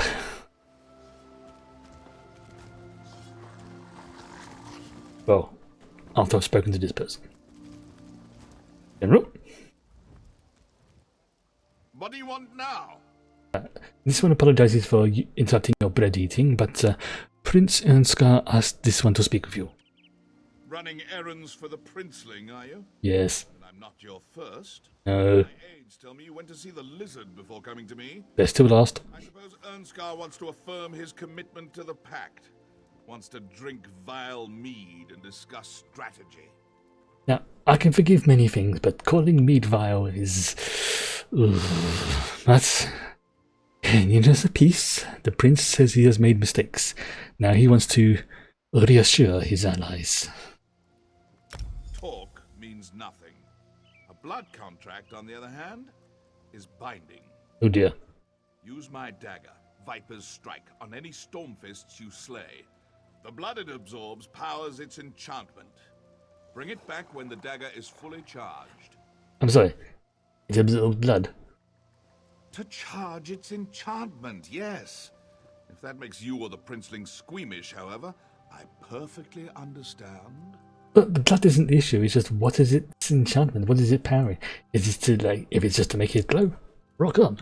If it's to, you know, kill someone, or, you know, at a distance, like the king or the prince, this one is not happy. But, you know what? I don't care. You want people stabbed? I will go and make people stabbed.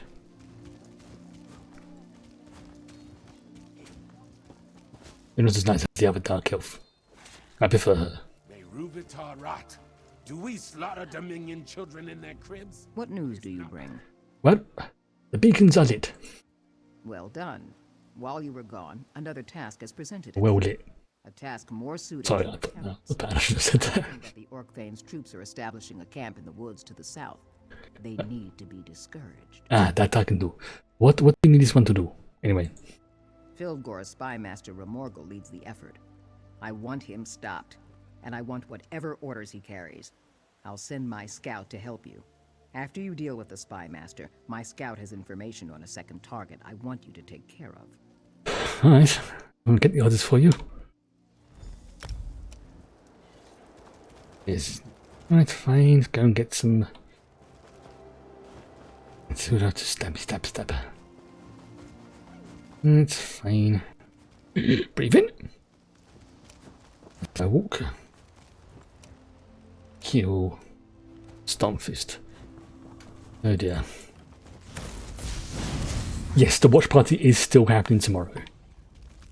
And the last 3 episodes of Good Omens, which should be take us just to the end, and then next week, fingers crossed, I say, if it's still on Prime, which looks like it is, was the last time I checked, Farscape.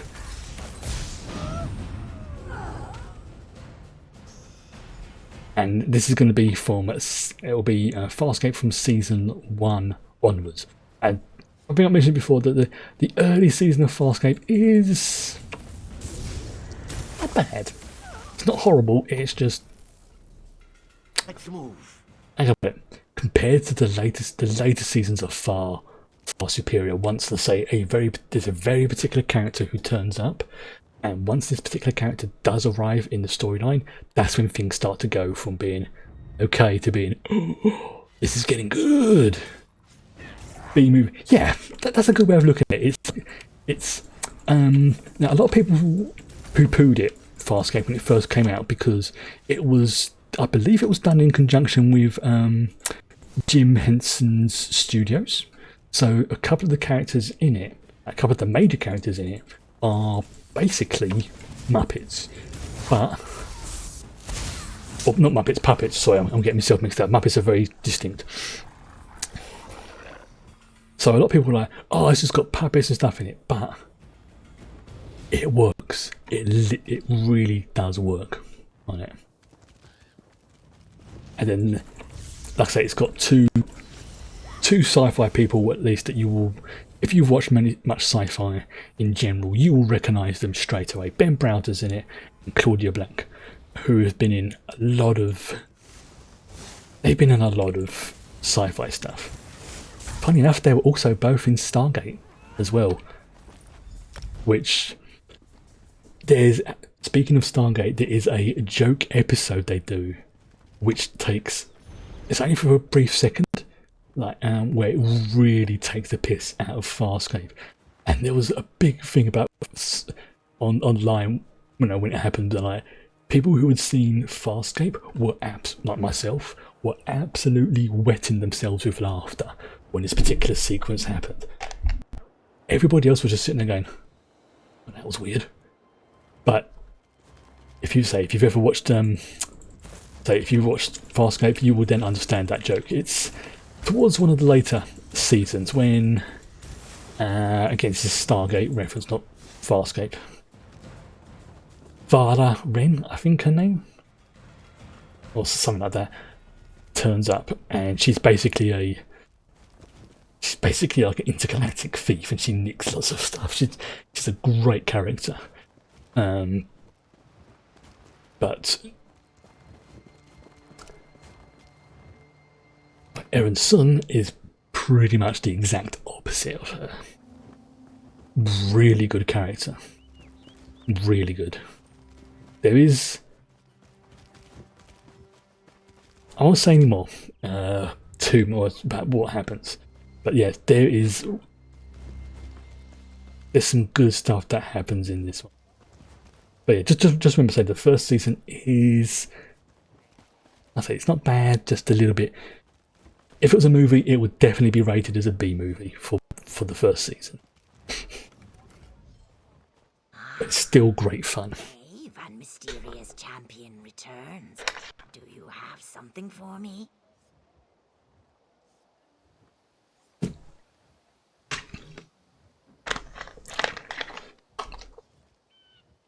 It's trying to find a way to say this again without spoiling things. It's one of those shows that definitely rewards you the more you watch it. You know, like with like some shows, like some of the Star Trek Voyager. Pretty much, you can dip into any episode, and you don't have to worry too much about a plot. In Farscape, like Babylon 5, it did have a bit of a overall meta plot that goes along with it. I'm honestly, if you've never seen it before, I am really jealous because you get to watch it for the first time. And as I say, I do actually have on DVD the entire first 4 seasons. So. And I see that you brought me his head. Bitterblade was a worthy foe, and your efforts on behalf of Prince Ernskar have improved my opinion of him considerably. I shall confer with the prince and offer my counsel as needed. Okie dokie. Right. Go talk to General with his glowy knife. Yeah, so yeah, Good Omens will finish tomorrow, so there's only 3 episodes of that. In a way, it's a shame it wasn't longer, but I think if they had tried to stretch it out into more episodes, it would have ruined it. It's a common thing over here for some, especially some of the more comedy and drama shows, is to have small seasons like of only 6 episodes. Downside to it is that sometimes you have to, especially if it's an adaptation, you sometimes have to cut things from the show. But the good thing is that you will not have any like filler or empty episodes and things like that. It's 6 of one, half a dozen of another, quite literally. Alert the heralds! Ernskar's errand runner has returned. Well, Valen charged Viper's Strike for you. So you have. I'd applaud, but killing a few Stormfists isn't really that significant of an accomplishment. However, your efforts on behalf of the princeling... Sometimes restrictions go for creativity, yeah. For his idiotic behavior at Fort Armel. I just suddenly thought of something else that might be on Prime. One moment, I've got to check now that I'm thinking about it. Because if I forget... Yeah, now I've got the little access panel on my OBS. Come on. There we go.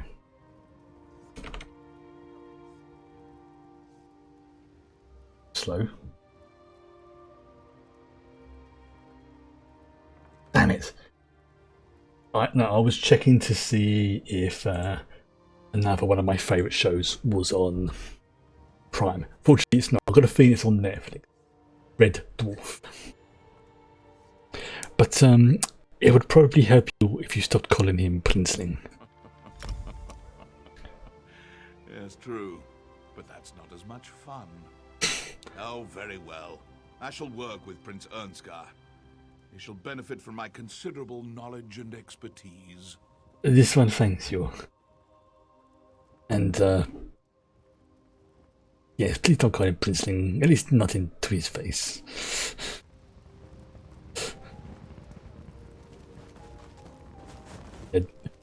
For those unaware, Red Dwarf is a... Oh, yes, those dice that Aki tweeted. Oh. Now, I'm a big fan of RPG related stuff. And generally in the RPG community, people tend to go into one of 2 categories in regards to this type of thing. Some people, I mean, obviously there's a bit of an overlap, but some people really like the books, like me. Other people go nuts over dice. Now, I do appreciate a nice set of dice. I mean, I have actually got some metallic ones, which I keep on my desk when I'm running my D&D game and things like that, like I was playing with Star Trek Adventures, that kind of thing. But the ones I saw that Aki posted on Twitter they're about, again, about this sort of size, but they have like they're made from, I don't know, like a brass or copper or something in that sort of colours, but they had like an inlay, an almost, I want to say gemstone, or, you know, like pearl-esque inlay to them. And oh boy, those were, yeah, that sort of almost emerald look to them.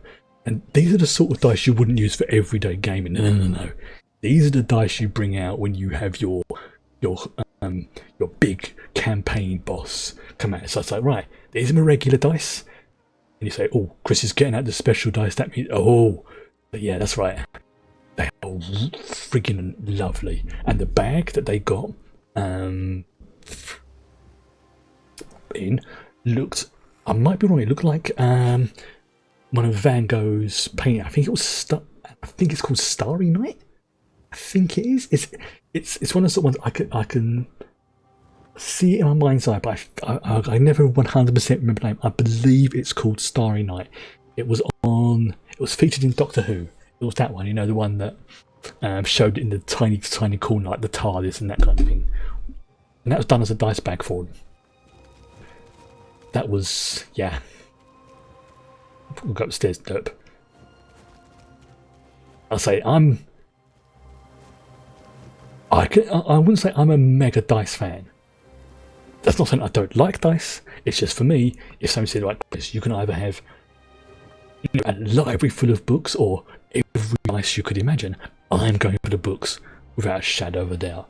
But you know, if something like sort of you know, like gave me I don't know what books Chris has got, but I know he likes the dice, and something he got from, you know, like as I say, as a birthday present or something like that, I'd be very, very happy.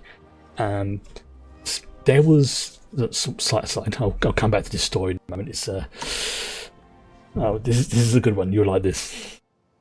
This one completed the tasks for the Argonian and Dark Elf leaders. I received word that General Yvette... This is a good story. You'll definitely like this one. I'll show them the respect they deserve and work to strengthen our alliance. Excellent. Once again, your aid advances our cause. You have my gratitude. This one is pleased. I need to discuss strategy with the Thanes. Alright, so it's just I'm skimming through this so I can get to my story. Yeah, otherwise I'll forget. But at a convention I went to called Dragon Meet a few years back. Now, like I say, people in RPG industry tend to be either books is their primary thing that they like, or dice, like dice holders. It's where I picked up my little dice box from, handmade. Anything else, the Eye of Horus is like, hell yeah, I'm getting that. But as I'm looking around the dice stalls and see if any catches my eye or something, I see that there's this stall, and I'm looking at it thinking, oh, those are really shiny dice, and I'm getting really close to it, and I see that there's some that's regular size, and these ones are basically 24 karat gold. I'm looking at them going, now, they would have cost a few pennies, let's just say that. And as I look to my left, I see next to them some platinum dice. Not platinum coloured, made from platinum. I'm not kidding, these dice were probably worth, I mean, they were a bit bigger than that. Just to give you an idea of the scale. Let's just sort of show you, that's my hand there. They were probably about, yeah, a smidgen bigger than that. And I'm looking at them, looking at the price, and just going, and they're mentally dribbling, because these were really, really nice looking dice as well. And you know, the way the light just glinted off of them was just perfection. And I'm just looking at these dice, and the dude behind the counter and everything's just going, they're pretty nice, aren't they? And I was like, oh, sort of, you know, mentally dribbling. It's like, want to give him a roll or something? I'm like, if I did that, I would probably never be like, ooh, those are not, what's that over there? And I would run and get arrested. Not that I would steal them, but it's like one of those, no. I was like, tempting, very tempting. But the ones I really want, and unfortunately they had sold out. But if I win the lottery, these are like the dice I will get myself as the campaign boss dice. Obsidian dice. Raised obsidian. I've seen them. One of my players, I think, has got one of them, and they're a much more affordable price. They have something like, I think something like $90 for the full set. Again, about the same sort of size as this. But instead of it, I think these are made out of steel. These particular ones, like burnt steel or something. I think they've got a nice bit of a weight to them.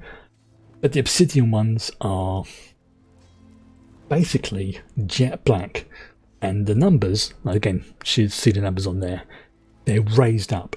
It's like, rather than being carved in, because obsidian's a bugger to carve into without it shattering, They are nice. They really are.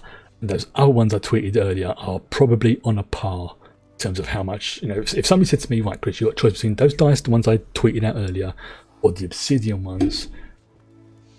Ooh. I honestly could not choose. I'd have to literally just sort of go and do it that way. I wouldn't be able to pick them otherwise. Especially if they came with that little funky bag as well. I'm a little busy at the moment. Come back later. When dice are that fancy, you expect them to be extra lucky. I'm sure many a gambler has made that mistake, right? Yeah. Well, because I play in 2 major campaigns, I've got a good system now. I play in Star Trek Adventures, and I play in D&D. And if you're not familiar with Star Trek Adventures, it is in many ways the almost opposite in terms of dice to the way that D&D works.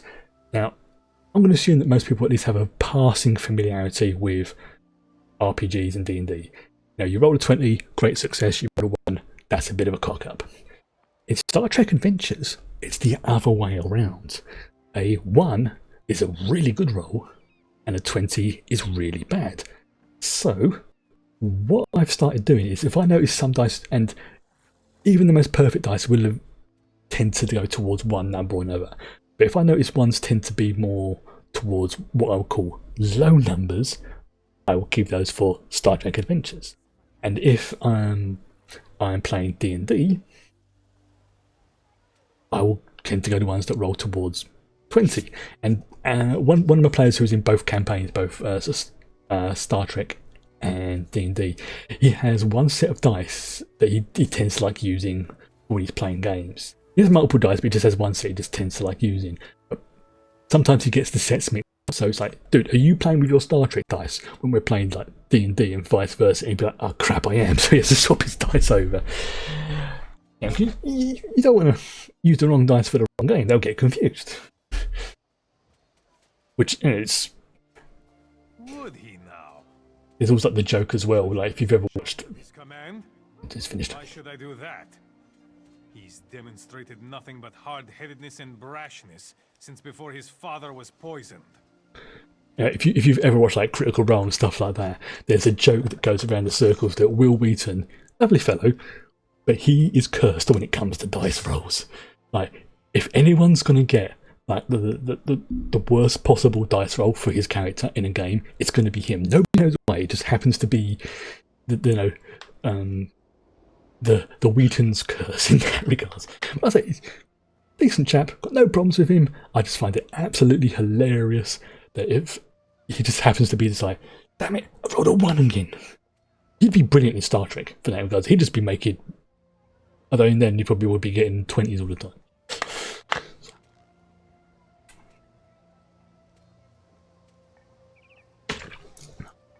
And there was, I mean, speaking of dice rolls as well, there was on, I think it was High Rollers. Yeah, High Rollers. Just recalled that Laura Bailey at least used to have a dice jail. Yes. Oh my god. Somebody did a compilation of, well, not a compilation, a clip where you see Laura in campaign 1, first episode, and she holds up her dice bag, and it's like, it's not exactly a small dice bag, it's like about sort of that big. And then they showed her dice jail / bag in season 2, or campaign 2, and it's like 5 times the size, and it's ridiculous. She could use that as a weapon and clonk somebody around the head. And yes, she does have a dice jail, which I find hilarious. I suppose for the sake of my friendship with Yoren, I should give the prince a second chance. Yes, you should. I'll meet with him. Have you talked to the other Thanes yet? Something I'm thinking is, I find it amusing that, and I realise I do this myself as well, is that many RP, people who play games that involve a lot of dice, not just RP players, but people who play like like board games and Risk and that kind of thing, have a thing of other people just using their dice. And I'm not normally a superstitious person, but I don't like other people using my dice without my express permission.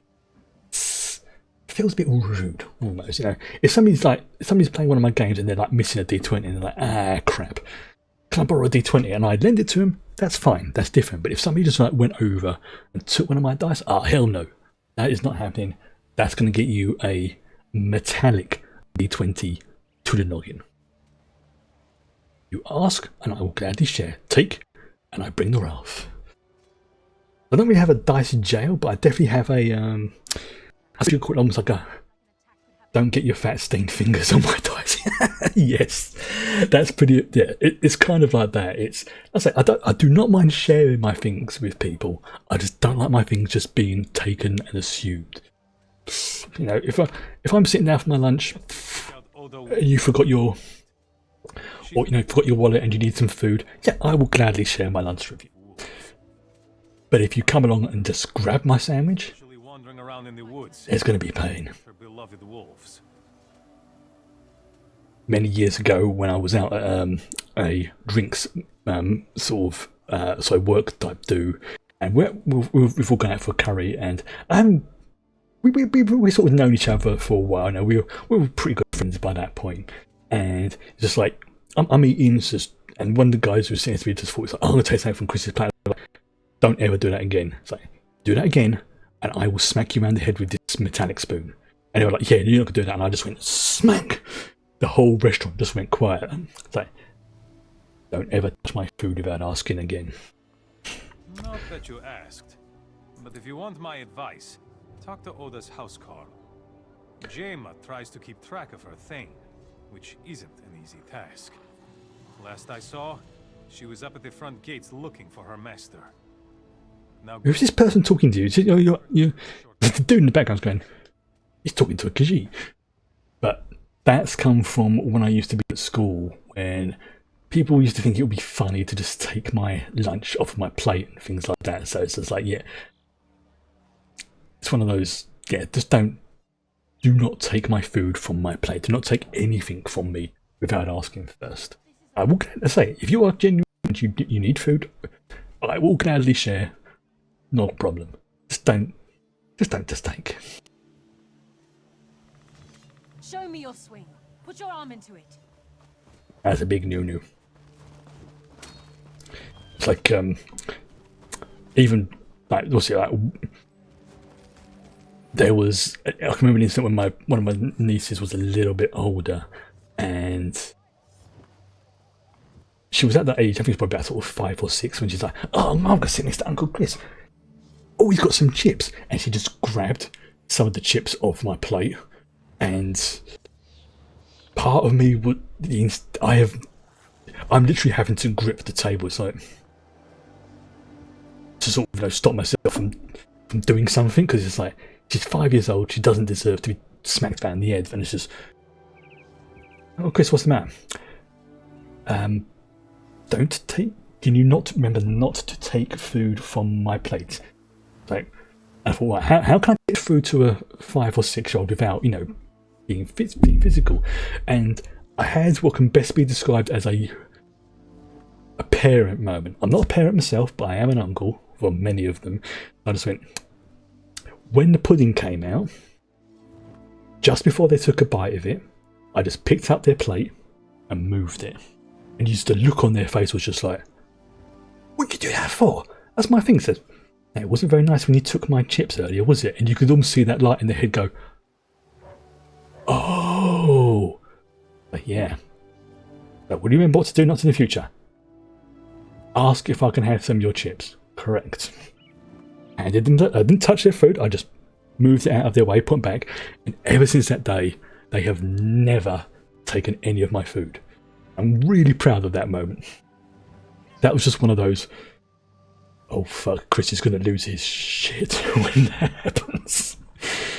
But it's just like, you're right there. It's like, yeah, that was, I came close to teaching my Uncling 101. Yeah, it's pretty good now. Now she's like sort of 12-ish or something. And even now, obviously before quarantine come out, and we'd be sitting, you'd be like, she'll say, can I have some of your chips? You may. And I'll just move the plate closer so she can help herself. Or before I go, it's like, Oh, Chris, are you going to have any like chips, or are you going to have like an omelette or something, or whatever it is I'm eating? So yeah, can I have some? Yes, you can. Boom. She now has permission. Brilliant. And I think it just feels like, yes. The funny thing was, after that as well, even my sisters and that's time I went, I thought you didn't want kids. It's like, I don't. Like, I could not do that every bloody day. That took a lot of mental energy not to do that. It's like, yeah, that's kind of what being a parent's like. How can you do this every day?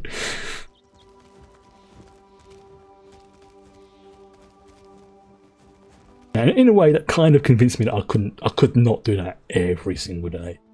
But damn, do I enjoy being an uncle. My, you're a hardy one. Even though it's quite... The oldest is now 24, 25, which is like... So it's like... and she's engaged. So it's just like, oh god, I'm feeling old. And do you see her? She's not here. She's out there somewhere communing with her beloved wolves. How can I pretend? I've met her fiance. She... Without so much as a buyer leave. She's a madman. I was going to say good lad, but he's a bloke.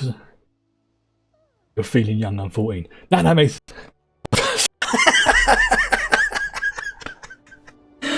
Oh, that's brilliant. Just like, if you're 14, you shouldn't really be watching this stream. I'm not laughing at the. Oh, that's you're 14 at heart. Well, I'm mentally 12, so I have the humor. I have the humor fresh out of a 12-year-old. So you're in good company.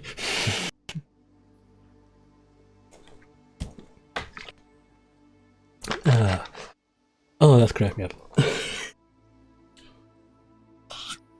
Yeah, excuse me. Jaina. Of course, do that. Valen needs to speak to her on behalf of Prince Inska. Last I saw, she was east of the camp, communing with wolves. Oh dear. Have a connection to the creatures. I've never seen one so much as growl at her. Of course, you won't be so lucky. But if you kill any wolves, she won't be happy with you.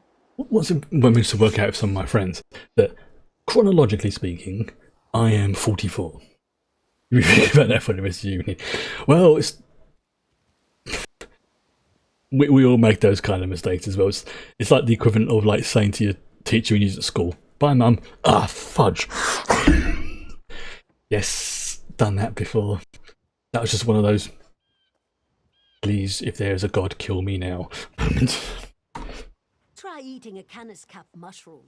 It's supposed to mask your scent or something. And that was Wolves won't attack you. about 30 years ago, and I still occasionally have that pop into my mind. It's like, yeah. Or you can kill wolves until you find an odor. But that won't end well if you want her help. I think everyone's done that. You know, you've either at least called lady teacher mum or a male teacher dad. That's happened at least once, and anybody who says otherwise is lying out of their butt. Canis cap mushrooms tend to grow on logs. I think I saw some on the big log right outside this gate. Somebody left a big log outside the gate? That's disgusting.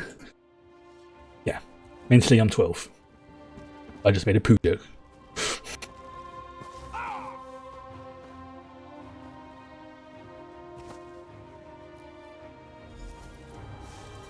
Alright. Here we go. So we've got the big mushrooms. This music's good. Oh! The other thing I mentioned is, now I've been playing, obviously off stream, as my Sunday chill game, especially after, sort of heavy RP session, you need a way to unwind, and Horizon Zero Dawn has been perfect for that, because it's got just that right level of grindiness to it, and it's robot dinosaurs, and it's an amazingly good game. It really is. And I've got to a part in that where storyline is really, really good. Like I'm something like level 44 or 45 along that levels, and one of the streamers I like watching quite often is where is it? Where's already got another here. They've started playing. That was a good fight. Horizon Zero Dawn as well, but obviously they're a lot behind because they only really play sort of like once, maybe twice a week. So they're throwing like a couple of hours at a time, which is that's fine. You know, you take your own time. And I'm sitting there just watching, just going as they have their theory about what's happening, what's caused the event that's, you know, what is Project Zero Dawn, things like that. And I'm literally having to sit there just go whilst I'm watching the stream, because it's like I've come so close without meaning to, saying, oh yeah, turns out in actual fact Aloy is in fact a sentient banana or something stupid like that. It's not that, but you know, just to make something stupid. It's like, yeah, don't. She is powerful and she's responsible for many pack deaths. The captain also wants whatever orders Moramat carries. Here we goes orders, okay. The shaman would be good for morale, especially mine. Oh, well, and I'm saying Horizon Zero Dawn. Indicate that she's just east of here. Yes. I'm talking. Is one of those games that, if you actually look at the gameplay itself is pretty simple, really. Yeah, it's not a difficult game to understand or to master, but it has such a well-developed lore and background. Like when you see something, you're thinking, that's a bit unusual. Why is that like that? There's a reason for it. Everything in the game has a very specific reason as to why it is the way it is. And as you play through and you find out why those things are, it's like, oh, that's interesting. And you get a bit further in the story and go, oh, that's cool. And then you get to the main reveal and it's just, holy fudge. And then everything clicks. And it was just like, that moment when I watched it myself was just amazing. And I would I would kick myself really hard in the soft bits if I had spoiled it for someone else, because I want to see what their reaction is when the big reveal happens. I want to see this because they will blow a gasket, and this is going to be one of those, wait for it, there we go.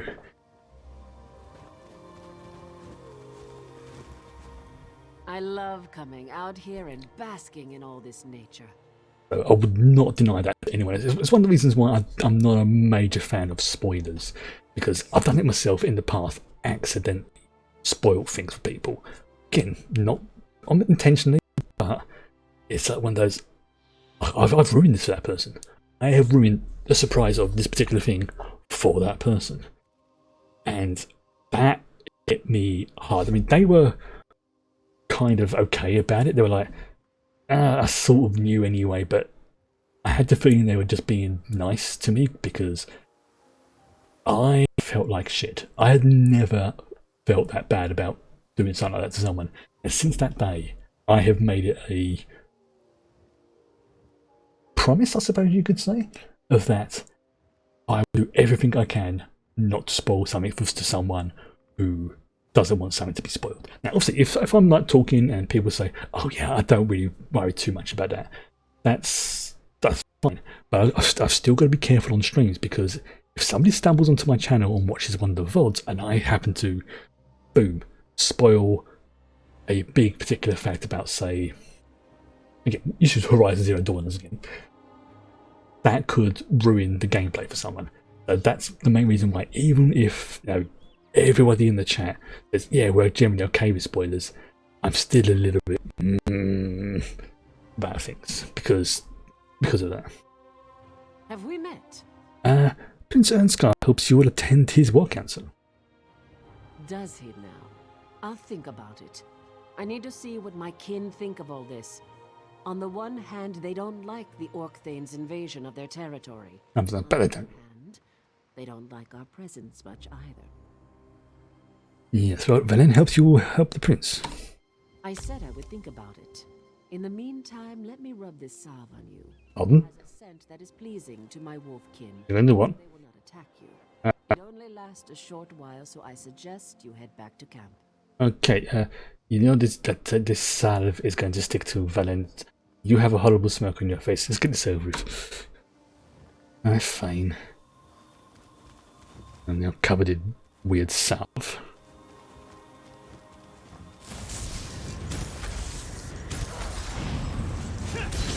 Give it that. That's it. Luis. Our job is done. It was a pleasure working. That's one hell of a name to call a dungeon. If you can avoid spoilers, then why not? Yeah. Remember the Corruption podcast used to have the spoiler thing that came up whenever they wanted to discuss. I think I used to have like a spoiler alert thing. I might have to bring that back actually. It's just like a little graphic that goes over not supposed to screen, but like a little bit in the top of the thing that's like a red alert, but it says spoiler alert. And okay, I'm gonna add that to the to-do list actually. Hang on a second. To do, bring back red alert. Spoiler. Spoiler alert. I spelled alert. I know what that means. Excellent. Yeah, that's something I had when I started. It was just like a little thing that was like, right, whilst this is up on the screen, we're talking about spoilers. But then when I remove that, then we are in a spoiler-free zone. I think I'll bring that back. It looks just... you're the kind of person who doesn't want anything spoiled for me, even if it's something you probably... See, it depends on the thing. It's on a case-by-case basis for me. If it's something I know I will never get around to watching or anything like that, I don't mind something being spoiled. But a couple of times, I have had things spoiled for me that I really did not want spoiled, and it peed me off. It really, really did. Like Critical Role Season 2. Now, I'm a big fan of Critical Role. I love the show, the cast, and all that stuff. But one particular event happened, and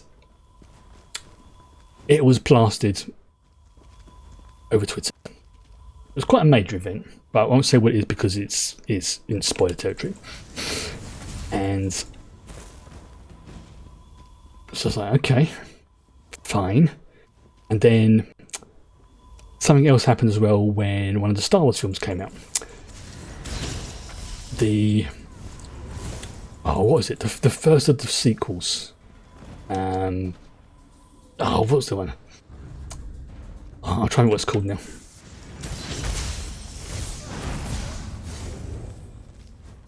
Not The Last Jedi, because that was the Force Awakens. That's the one. Thank you. Yeah, it was the Force Awakens, and I was just browsing on it, and somebody had put as a sort of like tag. I don't know what you call it a sort of like a classification tag sort of thing of one of the particular events that happens towards the end of that film. The event being something that was quite unexpected. Which, if you've seen The Force Awakens, you can probably guess which event I'm talking about, involving Han and Kylo. And spoiled for me. And this was like about a week before I got to go and see it. And people thought it was like funny going, oh, it's like, really? You've just ruined film for me. And when I went to go and see it, that particular event was just, it's not something you can forget at will. Yeah, really? Yeah, I just... Ugh. YouTube thumb. Oh, don't even get me started on that. Those YouTube thumbnails, and the caption they turn and say, "Oh, 5 shocking events that happened in The Force Awakens." You're like, I didn't even know there was even one shocking event. Well, what are you doing? Thanks. You just ruined another film for me, a-holes. But they do that to get people to click on the videos. It's just like, seriously?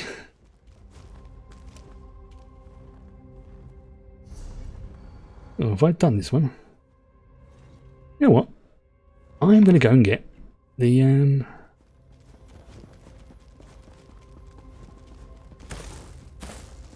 oh, it's a chest. I know that. Let's get rid of it first. Yeah, that whole thing about the the thumbnails and the YouTube videos is just really. Or I think the other one that bugs me as well is when someone's like a trailer's literally just come out and they just have a ridiculous number of like 20 things you may have missed in the trailer. Dude, it was only out like literally 5 minutes ago. When the last season of Game of Thrones aired, I avoided it like the plague. Yeah, I can see why.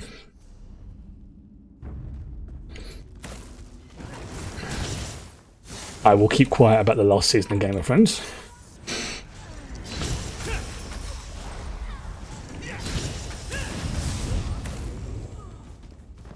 Again, you're done with things spoiled. I will not spoil things.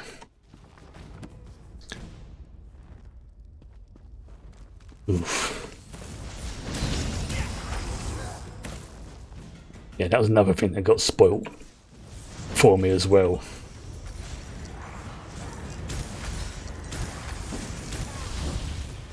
What did I do?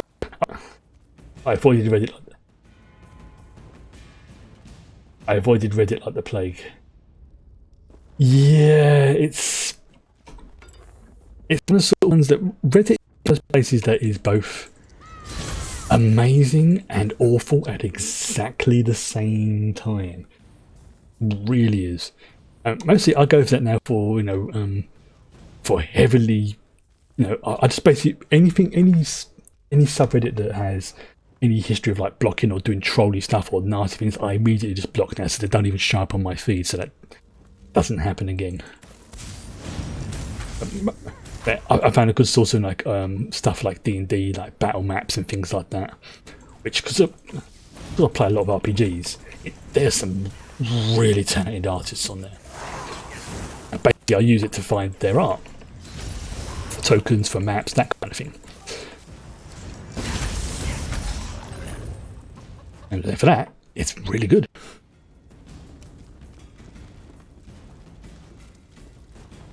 Some of them, oof.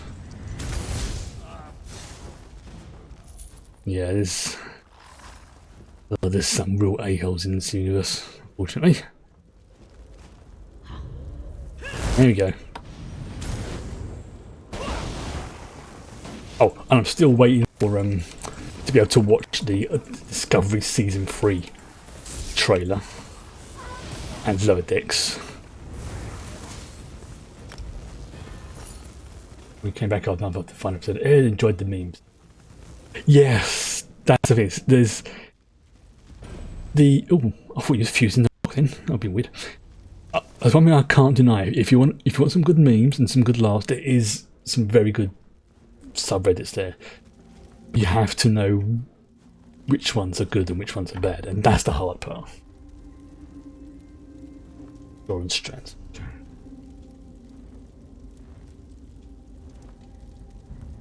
Yes. But yes, there's been some high quality memes that have come out of there.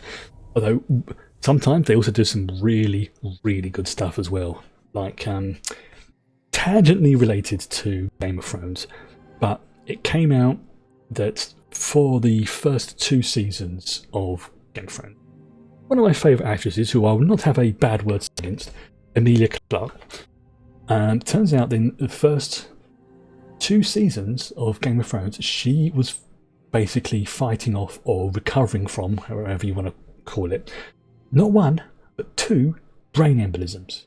Those fuckers can kill. And people, in the first, people were saying, some real arsehole people were saying, oh, her acting's a bit wooden and stuff like that. She's literally trying to stop her brain from exploding. Okay? And when one of the more unofficial, let's call it unofficial subreddits found out about that, and that she was running the charity to help people who've been in similar situations, which, well done to her, freaking well done, I applaud that. They, within, I think it was a week raised something ridiculous like $150,000. It was a crazy amount of cash they raised in a really, really short period of time. And when Amelia found out about it, she actually sent a personal message, recorded, sent it to the subreddit. And because it was one of the official ones, one of the official subreddit lost their shit, because it's like, why did they get a personal message from her and we didn't? It's like, well, they raised 150 grand for her charity in like a ridiculous amount of time, and it got a lot of publicity for it. So by from like side donations and things like that, it probably ended up being double that. It made a really decent amount of cash for a worthy charity. And she was just like, oh my god, you people are amazing, thank you. It's like, yeah, well done. Wasn't expected, but nice of her to do that. And the drama that came from it was hilarious. Because the official subreddit were basically trying to sort of like say, oh, this is not, you're not doing this right, this should have gone to us and that kind of thing. Funny thing was, because of all the drama, more people, and this is when I found out about it, more people found out about the charity thing, and the money went up even more. It went up to something like 300,000 or something ridiculous like that. And it was just like, screw you. And it's like, so ever since then, you donate. Yes, well, thank you very much for donating to that charity.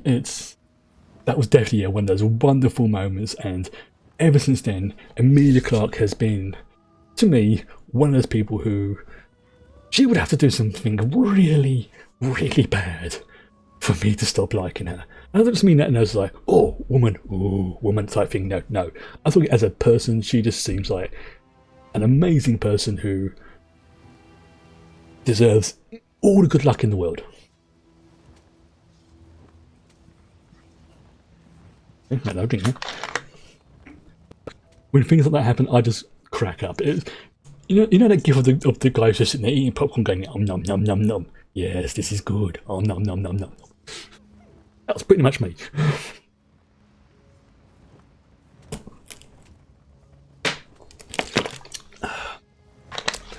See, those are the sort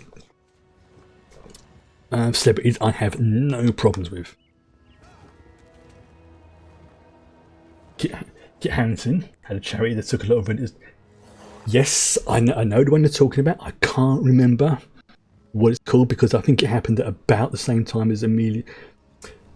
Yes, I know the other one as well, because I think actually that came from it. I think somebody in the thing said, well, Kit Harington has a charity as well. Let's see if we can get that one up as well. Really piss off the official subreddit, and it's just like, yes, let's do that. Have a charity, have a charity war. It's like, oh no, I've accidentally donated more money to them than the other group. Oh dear, what a shame. Too bad. Mead or milk? Are you a Nord or a Nat? I'm sorry, that just half-naked Nord is now asking me if I want mead or milk. Just take a moment to process that.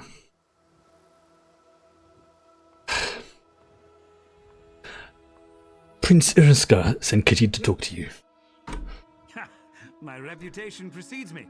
I may be half drunk most of the time, but my mind's still sharp. Prince Ernskar wants to meet with some of the Thanes and the packed delegates. Am I right? You are right. And here's a fun fact about Kit Harington. Well, two fun facts, actually, which you'll probably... one of them you probably know, the second one you might not. The first one is, in real life, he is married to Rose Leslie, a.k.a. Regrit. The nothing Jon Snow from the Wildlings, the red-headed lady, the one who basically treated him like crap and they ended up woohooing in the cave.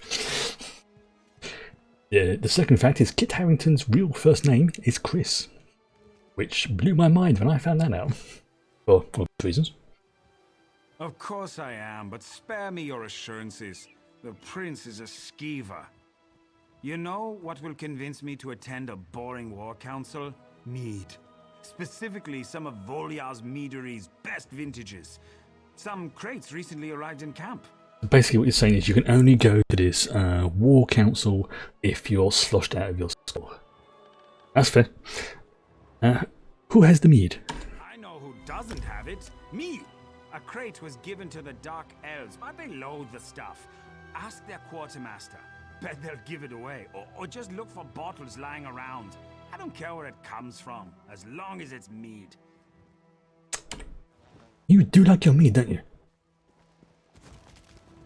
I thought it was a dark elf, didn't I? So why is a dark elf drinking mead if they don't like it?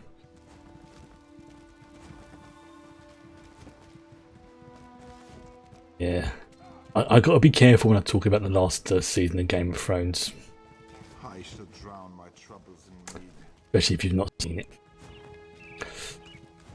I mean, Emilia Clarke has 5 names because she mentioned having to remember the names again after one of her interviews.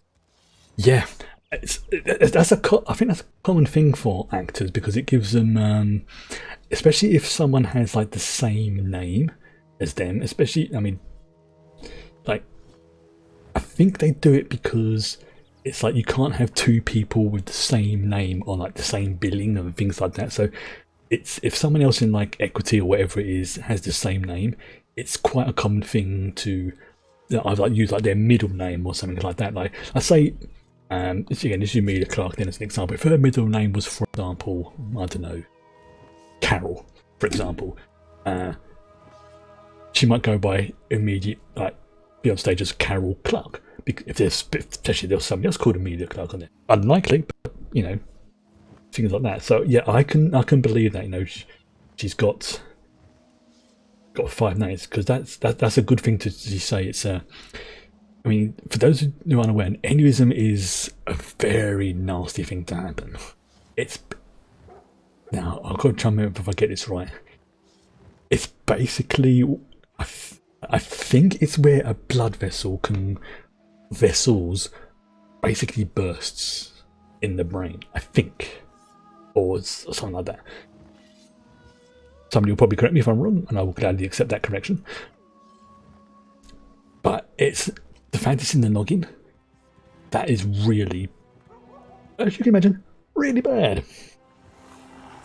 And then to have 2 whilst working on what was, for the time, one of the biggest shows on their balloon then burst. Ouch. Oh, it happened to your nan. Oh, I'm so sorry. That is not a nice thing to happen.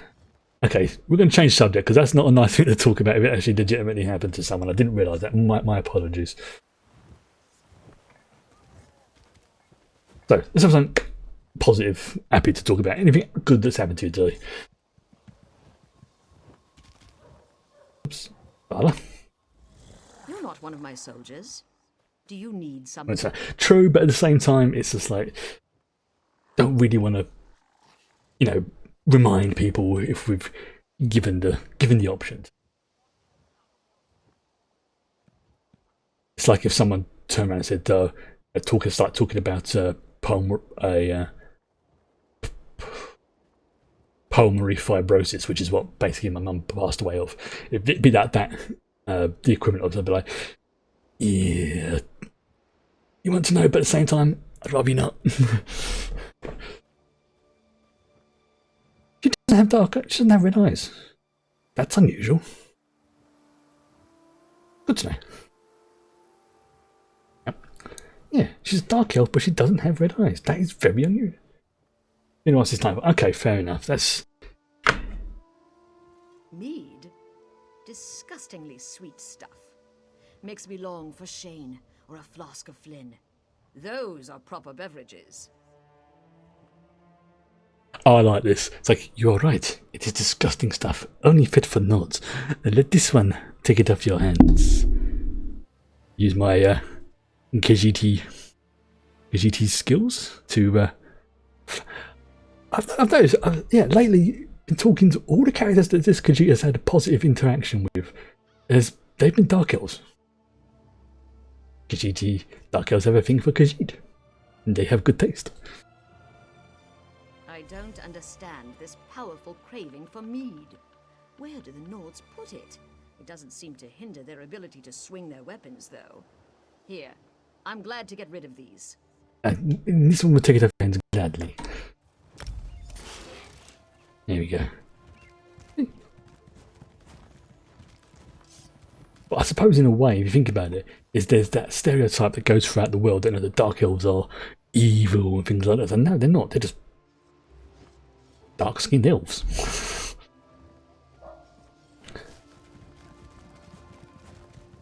Now the High Elves, they are xenophobic as a group. Although, when you get to Somerset and things like that, you can kind of find out why they're like that. Don't agree with it, but it makes sense. Were the Orcthane's agents dealt with? We eliminated the Arcane Spymaster and Shaman.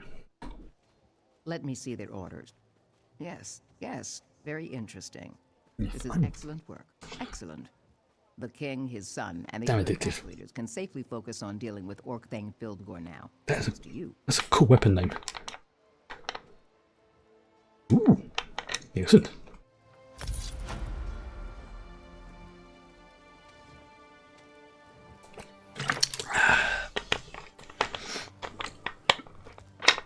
Excuse me. Ooh, pardon me.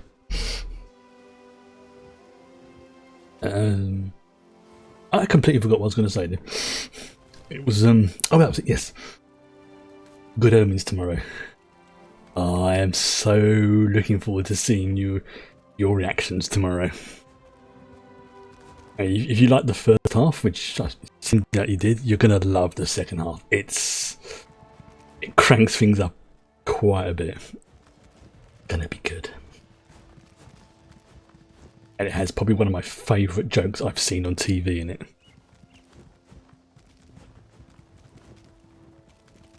Which I will explain after it happens. I won't sort of go, oh, here comes my favourite joke, because that'll be a spoiler. But I will definitely sort of, at the end of the episode, explain why I found it so funny. By the way, here's the mead you asked for. You please put a shirt on. You're worrying me. Ah, this is the stuff. Drink with me. To the Skull King's health. I mean, the Skull King. A Skull King would not be a good thing. Well, this one will link to the Scud King not being a Scud King. Now, Chris IRL actually does enjoy a bit of mead. It's good stuff. That's the Nord spirit. Sort of. Next time, though, try it like this. I suppose one drink isn't enough. This one will remember for next time. Yeah. I say IRL mead is it's good. It's one of the few drinks I can have that I only rarely get like a hangover from. Now, beer, cider, stuff like that, they make me feel like I'm hit by a brick. But mead and the spirits, like whiskey, surprisingly enough, even absinthe. That was an interesting experience. Not that I condone getting completely bongoed, but absinthe is an interesting drink. With the crown of Freydis and the body of Queen Nirnhild. For what The purpose? Orcthane plans to use them at the Dragon Shrine to usurp my father's throne. A necromantic ritual, perhaps? Yep. The crown is a powerful artifact. I shudder to think what the Orcthane can accomplish with it. I don't like the idea of that bastard using our fabled crown. And I hate that he has our beloved queen's body. And the dude's still there, half a shut. You're like the Nord version of Florida Man, aren't you? You honor us. I'm glad to see you up and around. My brother seeks to pull my sister's soul from Sovngarde. The crown of Freydis will see the soul, not the man. Ooh. Good to see you well, Yoren. We've been discussing how to approach Skaldafn. Walk out the front door. We discuss and we strategize while Fildgor digs in and strengthens his defenses. So, Have we come to any conclusions? Hello. Beasts have fortified the primary path to the Dragon Shrine. A frontal assault would take time that we may not have. I can do it. Time is a luxury we don't possess. If Filgor completes this ritual, all is lost. I'll stop him. That's why you wanted to see those scouting reports. You think there's another way into Skuldafn? I can go for the front. Always another way. Champion, may we speak? One thing that bothers me a little about Vikings and Viking-like people in media is that for some reason they insist on being bare-chested when it's freezing. Now, I will say, fair play to this guy. He's bare-chested because he is half cut. He really is 3 sheets to the wind, you know. He pretty much even says it himself. It's just like, yeah, I don't care. Also, it's half of it as well is the betrayal comes from that rather false, like, yeah, I don't need to put a shirt on. It's like, what are you? You know, some Khajiit who needs to keep their fur on. It's like, no, I'm a Nord. I am one with the elements. But inwardly, you know, he's thinking, oh God, my nips are about to fall off from the cold. Well met, my courageous friend. The time of our victory is at hand. If you're familiar with Star Trek and the Klingons, basically the Klingons are, in effect, space Vikings. And, you know, the way they are is just like, Klingon, mate, your arm's falling off. It is but a scratch. Yeah, but inwardly they're just going, ow, ow, ow, ow, ow, ow, ow. But outwardly, they ain't showing anything. You must tell this one. You wanted to speak to him? Yes, thank you for all. Cross of Vikings and samurais. Needed again. Our troops will begin the assault on Skuldafn, but we need a faster approach to reach Filgor. It's like the Romulans were basically based on ancient Rome. They're called the Romulans for crying out loud. Some of their higher ranking officers are called things like Praetorians and things like that. I've always felt that the Romulans needed as much attention in Star Trek, I think, as the Klingons.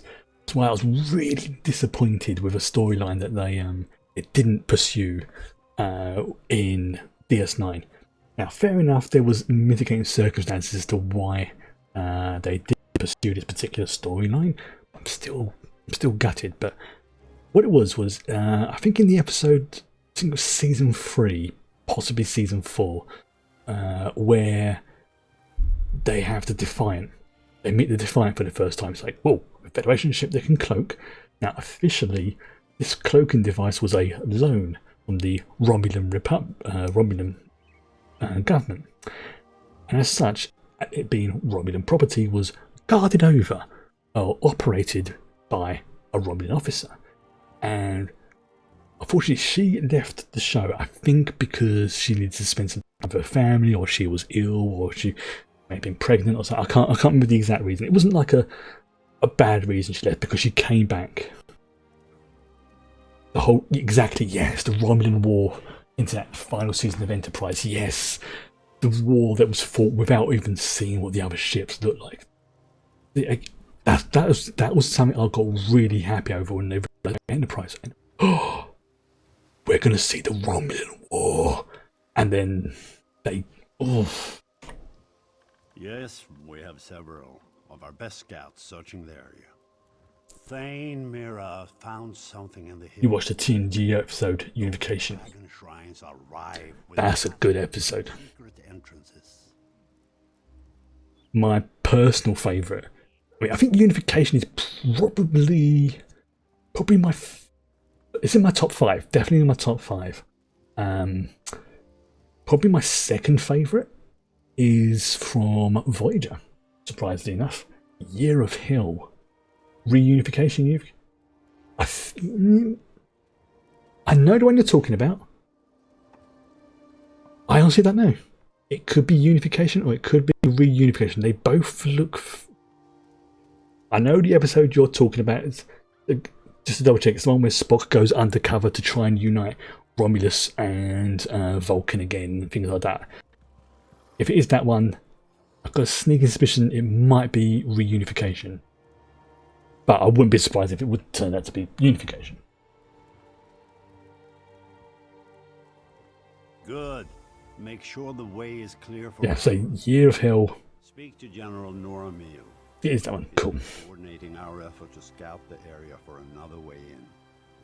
The Ebonheart... I have a above average knowledge of Star Trek. Not the details, but definitely on the overall patterns of things, which has been really handy when I'm playing Star Trek Adventures. That's why I'm playing Star Trek Adventures. Oh, speaking of... If you need me, sire.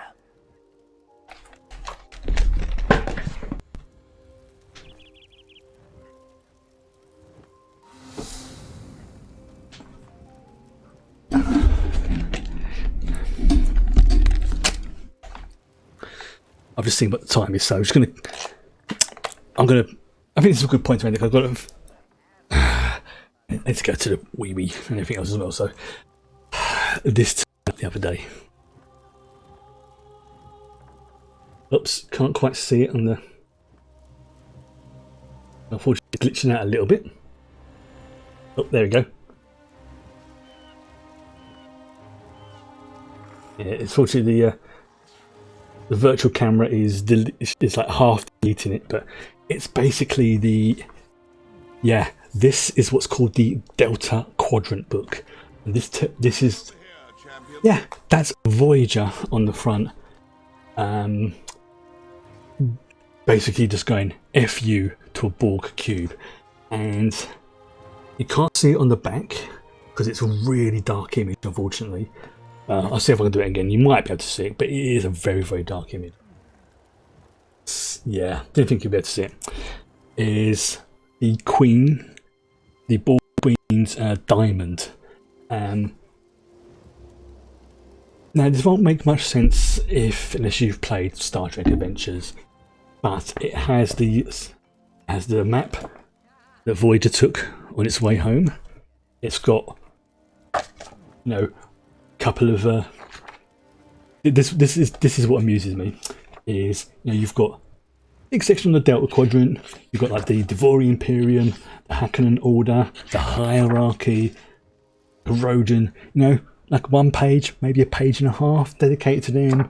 Then you've got the Krenim, the Malon, things like that, and then you've got the Voth, all those sort of things, a few of the planets, and then you have 2 to 3 chapters, not pages, chapters dedicated to my personal favourite antagonists in the entire Star Trek universe, the Borg. And the stats for... Oh, this is the image I wanted to show you. You may not be able to see this, unfortunately, because again it's glitching. I'm going to try and do it so you can...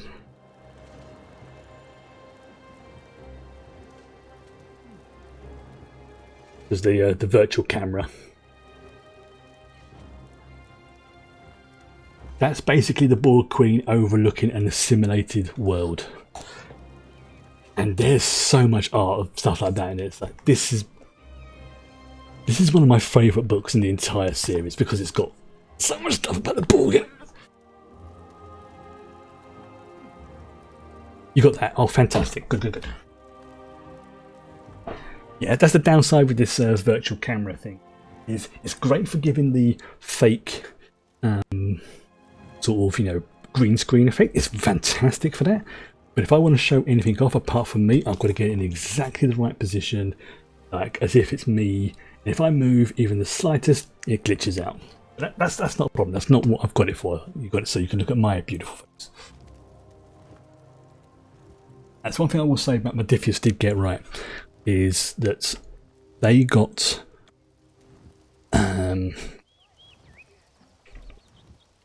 the artwork for the books is just oof. I mean, even if you're not a fan of the game system, if you like the lore and you just want some basic stuff to fill out your Star Trek game, honestly you can't go wrong with those books. And I'm really happy with them. Honestly, I am really happy. It's I've just got it mostly for that background stuff, really, because some of these things haven't been done in any other books before. Plus, it's got like the stats for the ship. And this will be the last thing I say because again, I just know what the time is. I need to go in a minute. Is stats for the Borg ships are, frankly, terrifying. They really are. And to the point where if I ever start up another streamed STA game, I'm not sure if I will, because it was a lot of hassle behind the scenes getting it to work, like a ridiculous amount of hassle. But if I ever did, then yeah, I would be going straight back to Star Trek Adventures. I would be doing more stuff, you know, all over the galaxy. I'd try and find some nonsense way of having all the different quadrants together, you know, like even if it was some, you know, BS reason, you know, where how they actually maybe jump across the different quadrants, things like that, just because I think it's amazing. Although, having said that, with the way I set things up last time with that Dyson sphere, I can do that now. Yeah, so this is a good point for me to end things for the night. We will, of course, be back tomorrow with the second part of the watch party, which I am stoked for that. Which then next week will be Farscape, fingers crossed. And if, again, as I say, if for some reason Farscape does drop off the Prime, no, again because there's like technical issues for it, then we can just start watching things, you know, like what do you call it, the Last Airbender and things like that, because that's on my list. Oh, okay. Yeah, so yeah, thank you very much for joining me tonight. I'm going to go and deal with Kitty now. She's getting demanding. She wants to sit on and go to bed. Yeah, so I'll be back tomorrow. I will probably be starting the stream at the normal time, 6 PM, and I'll try and wait until at least the regulars are in chat before start off. So obviously, you know, try and get in as soon as you can. But if you are a little bit late, you're a little bit late and things happen, you can still, you know, join in the watch party. It just means you may miss like the first few minutes or something like that. So, I mean, at the very latest, I think we'll start by, say, 5 past. But I'm aiming to do it within as much as possible. Now that I know how things are set up, I've just got to go change out my, you know, I've set up a different profile on OBS, which I can now switch to, and it makes things a lot easier. Hey, and if you want to have your dinner whilst you're watching it, by all means, I was very tempted to do that last week, but I just thought me sitting there just going, wouldn't be a good idea. And I'd probably, you know, choke or something on it. But, you know, I'm starting to waffle, so it's a sure sign I'm getting tired. But I shall bid you good night and see you tomorrow. If I don't see you tomorrow, have a great week. Bye.